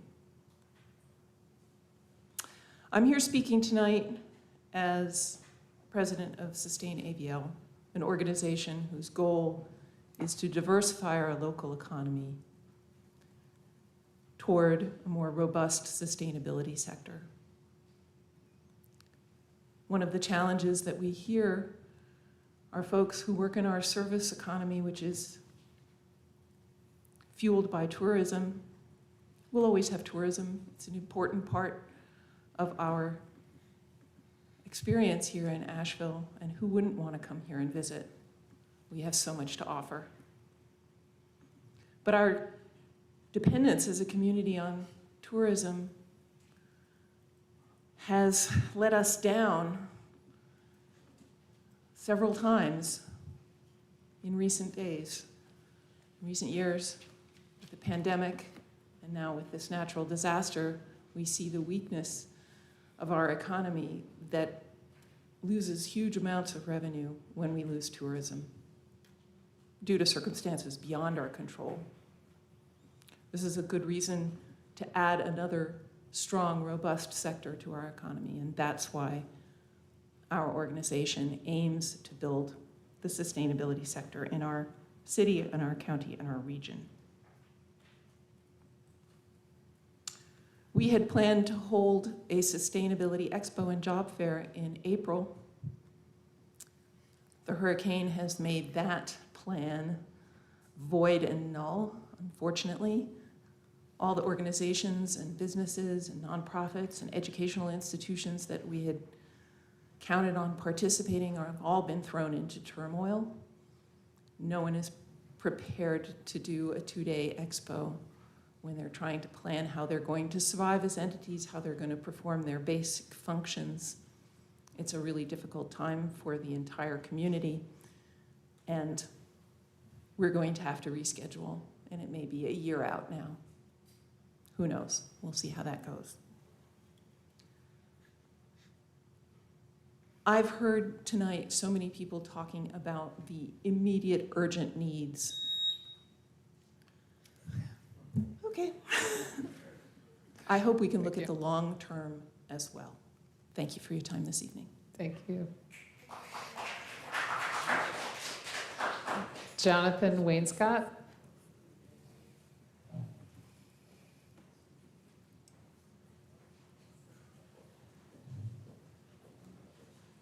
My name is Jonathan Wainscott. Before I forget, thank you for all of your service. Sandra, you've always treated me with a great level of respect, and I really appreciate that. And congratulations, Esther, on your appointment. I hope that bids well for our town. I've lived in my house for 25 years now. It's 800 feet from the French Broad River, right across from the River Arts District. And most of the growth that I've seen in the River Arts District has happened in the last 20 years, which would take us back to 2004, which was when we had a really big flood. I don't think you were here. I don't think Kim was here. You weren't here. You weren't here. I don't know if you were here at the time.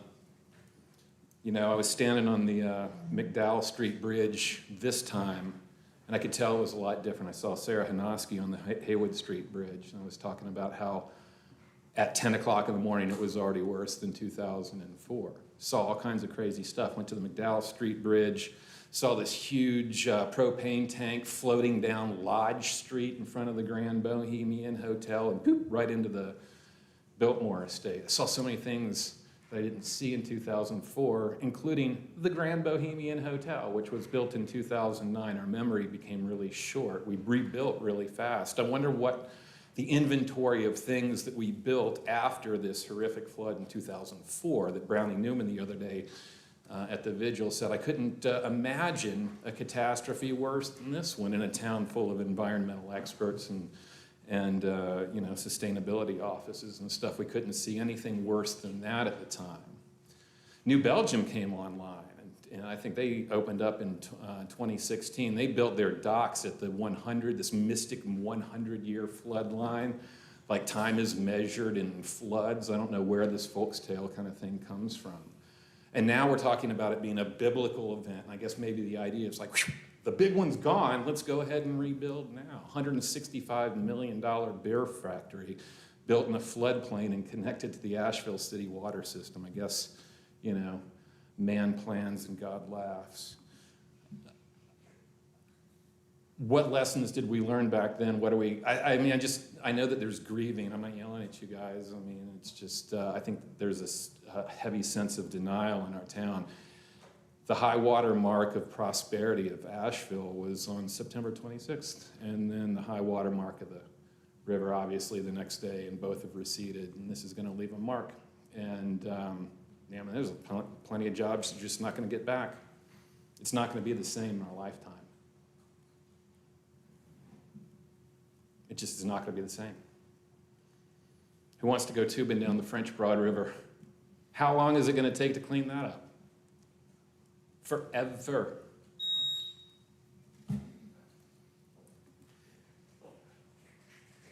Nakonda Garcia.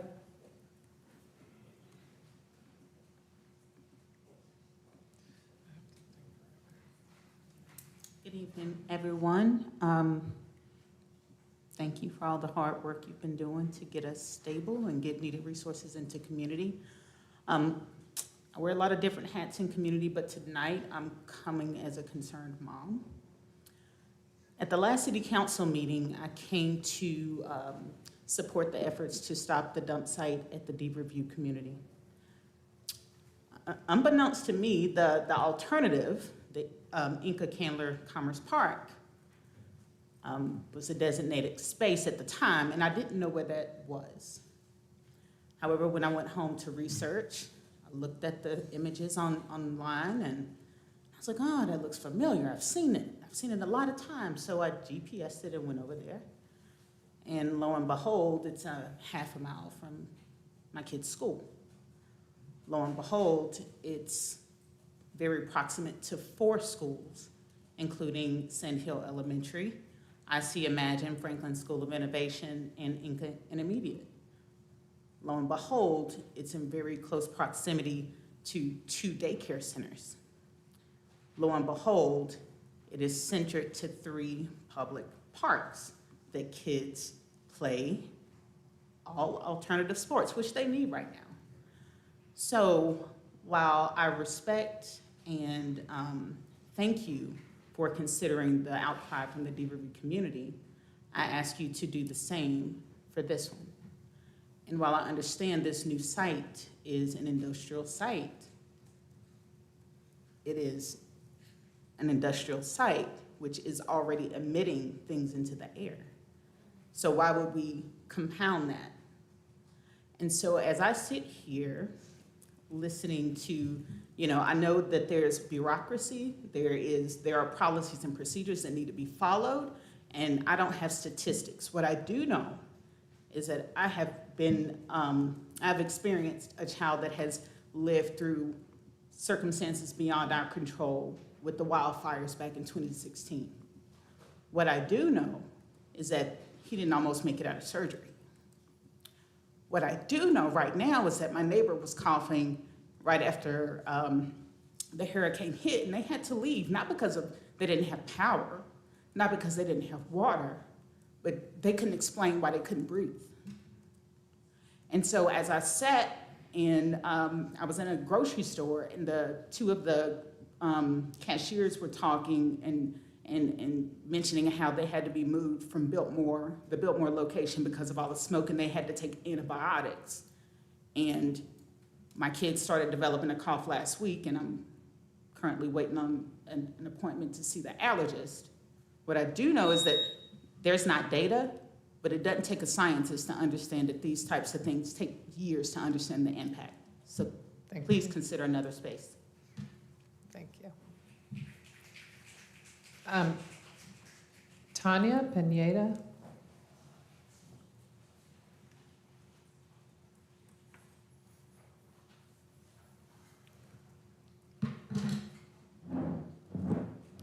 Greetings and gratitude. I'm Tanya Pineda, a resident of Asheville, who really wants to stay here. But I'm also the recipient of an eviction notice. And my upstairs neighbors who lived in our building have already left because they're hospitality workers and they didn't have the luxury to stay. Recently, we have faced many challenges, and I've come to propose a solution to address many of them and assist with one project. I'm here to encourage the people of Asheville and of this council to give Bill James of jpods.com permission to both fund, he wants to fully fund this, and build a rescue rail track or test track wherever it is most useful. Then build a resilient, elevated solar transportation network of connectivity throughout our city. My other idea is a new elevated river arts district to avoid future catastrophe, with an elevated, elongated station hosting artists, activities, and culinary options. We have an opportunity to democratize transportation with innovative, inclusive solar infrastructure. J-Pods are a gondola-like light rail transportation system, and they can be built quickly, bring more jobs to the area, and be used to transport people, family, pets to various destinations without the need to wait for multiple stops. Point-to-point transportation, so people and supplies can efficiently reach their destinations directly, safely, and bypassing traffic. The pods can transport freight, medical personnel, supplies, patients, water, food, and dedicated pods can be used for debris removal, sanitation, toilets, showers, sleeper cars, charging stations, cooking stations, you name it. They can be customized as needed. If the grid goes down, J-Pods can still function, get people around, provide safety and resources. Also, excess power generated can power the community, provide revenue for city projects and commissions that need funding.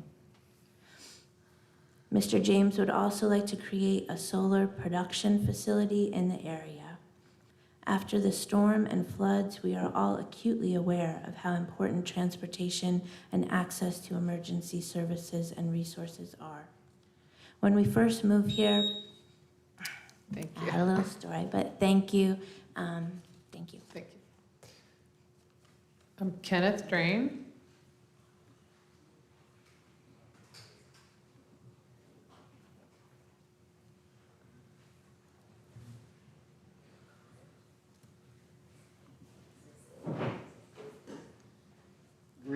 Greetings, Mayor, City Council. My name is Kenneth Drain. I'm a retired Navy Chief Petty Officer. I was born and raised here in Asheville, North Carolina. My mother got killed here when I was 11 years old. Just a few years ago, my brother went off a bridge. The car that by the mall, that was my baby brother. My dad, who was one of the baddest bass players in Asheville, North Carolina, Mr. Michael Drain, God rest his soul. He just passed away, a heart attack, just about 4 years ago.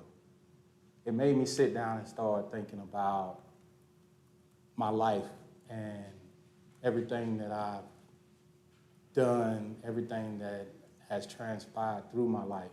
My life has been quite tragic for 52 years, on and off. I've had two sets of multiple deaths, 3 deaths back to back, 11, 12, 13, and I just went through it again at 47, 48, 49. And as I'm working through my own issues, this storm happens. I had already started creating a youth program. I created a vet program. And I also have a for-profit for government contracts. I'm 100% disabled.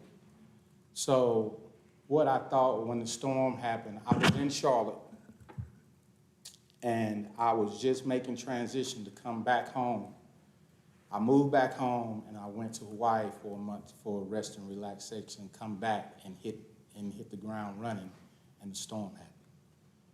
So now coming back home, seeing the things that I'm seeing, it is, wow, it's overwhelming. And all I want to be is a support to the neighborhood, especially in those inner cities where I came from. I hear about the jobs that people not working. But I see a lot of outsiders. I've sat back for the last 30 days, and all I've been doing is going around giving out water, giving out food, going over to the food people saying, just load my truck up, and I get food out to people. But what I'm really wanting to do, because I see so many people coming in getting money while we saying our people, 75% of our people not working. I can pull government contracts. I'm still looking to figure out where they at. And if we can get these contracts coming in, then I can go to the inner city and pull people. If it's going, I heard about the parties. Thank you. Thank y'all for listening. I do have business cards, and I would love to talk to some people about my ideas. Thank you. Thank you. Una Freyden.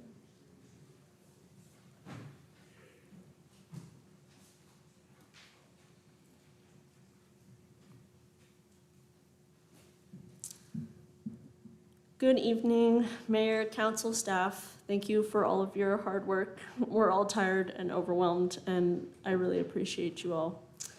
I just wanted to mention a few things. I want to add my support for including community members in recovery planning, input, decision-making, and implementation positions moving forward. In addition to our unique skills, the sharing of our experiences is one of the best tools we have to make change when lobbying, and we are very skilled and creative. All of my time on the ground volunteering and dispatching volunteers has shown me that.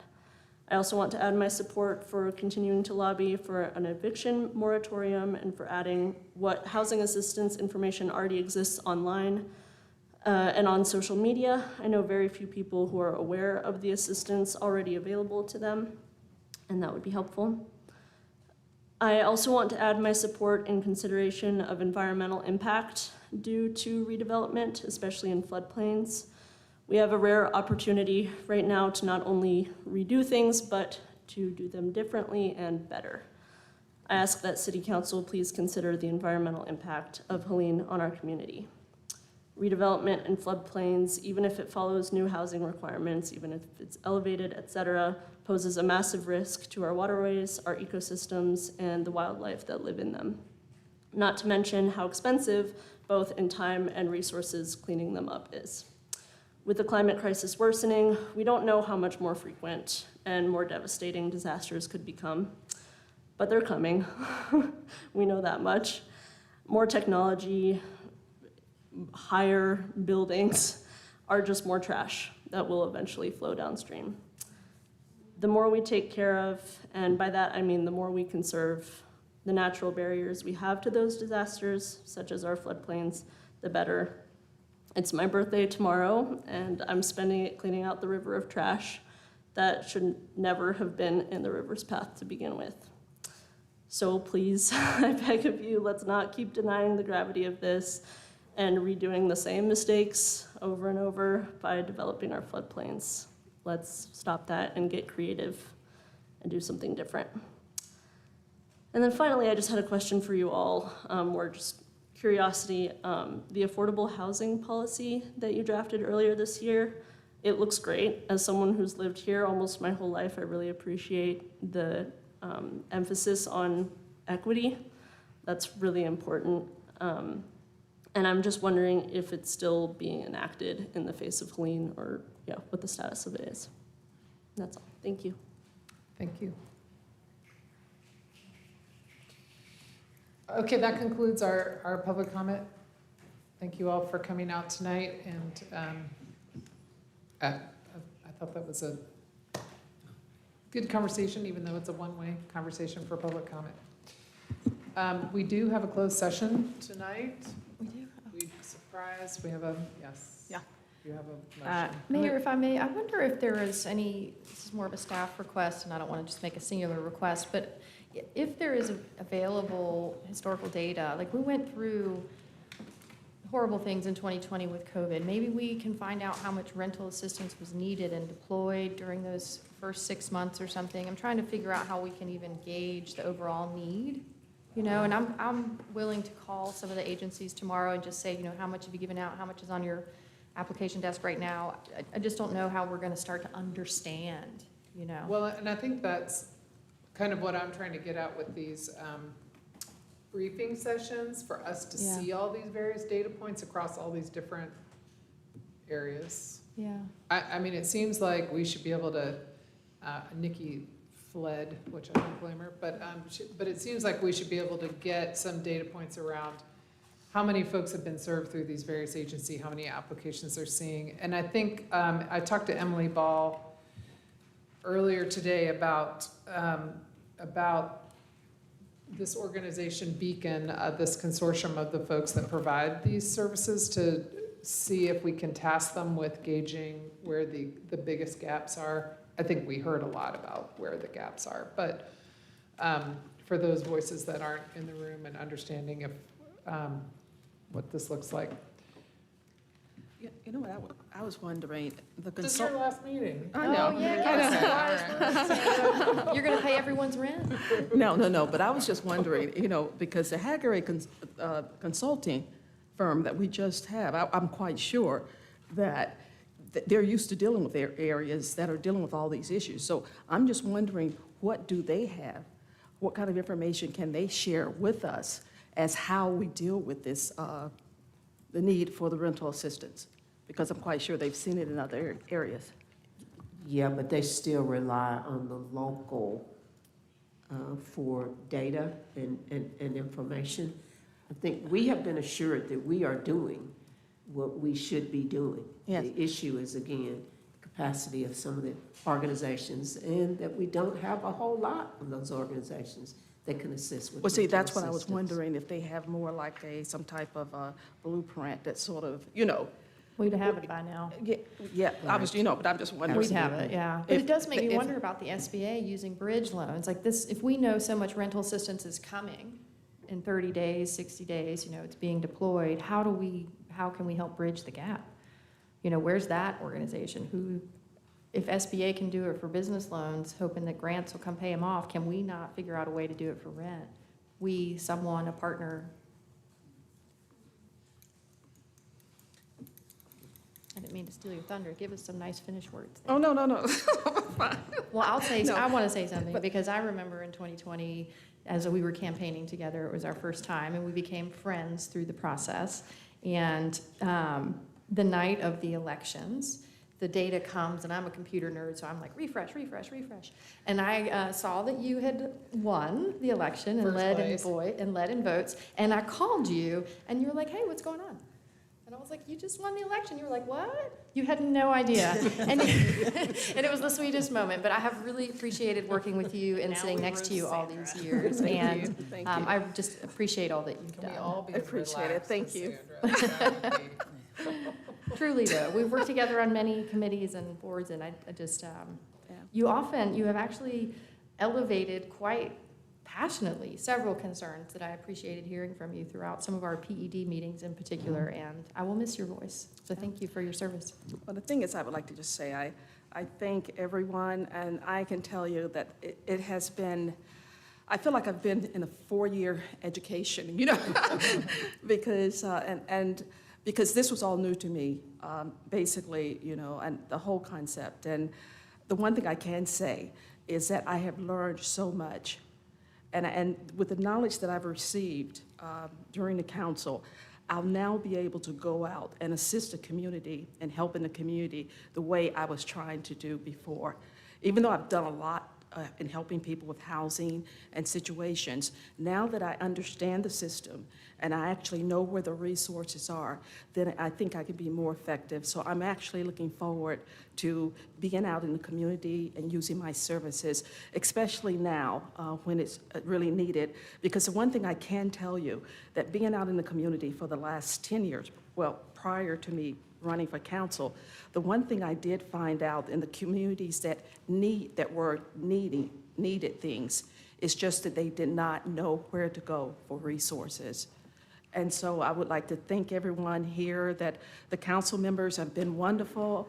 I can tell you, I really enjoy working with each and every one of you. I've learned, I've grown, and I greatly appreciate all the love and the growth and the just everything that you've been able to help me with and help me grow and learn. And I'm looking forward to actually still working in the community with each and every one of you. Thank you. So you'll be back though, on December 2nd, because we have a little parting gift at that time for our ceremony to swear in Bo Hess, our newest council member, and re-swear in our re-elected council members. Yes. Say goodbye to you officially, but not really, because you'll be Not- around. I'm as going to you be said. around. I'm quite sure. I'm going to be around, and I'm going to be more effective and useful for the community than I was on council. Oh, thank you. All right, with that, we have a closed session motion. I move that the Asheville City Council go into closed session for the following reasons. 1, to prevent disclosure of information that is privileged and confidential pursuant to the laws of North Carolina or not considered a public record within the meaning of Chapter 132 of the General Statutes. The statutory authorization is contained in North Carolina General Statute 143-318.11A1. The law that makes the information privileged and confidential is North Carolina General Statute 143-381.10E. 2, to consult with an attorney employed by the city about matters with respect to which the attorney-client privilege between the city and its attorney must be preserved, including but not limited to the handling of settlement claim regarding the following: American Finance Trust, Inc. versus City of Asheville, having a case file number 21CVS 4729. The statutory authorization is contained in North Carolina General Statute 143-318.11A3. All right, that's a motion. Second. All right, we have a motion and a second. All those in favor? Aye. Any opposed? Okay, we will adjourn from the closed session. Thank you.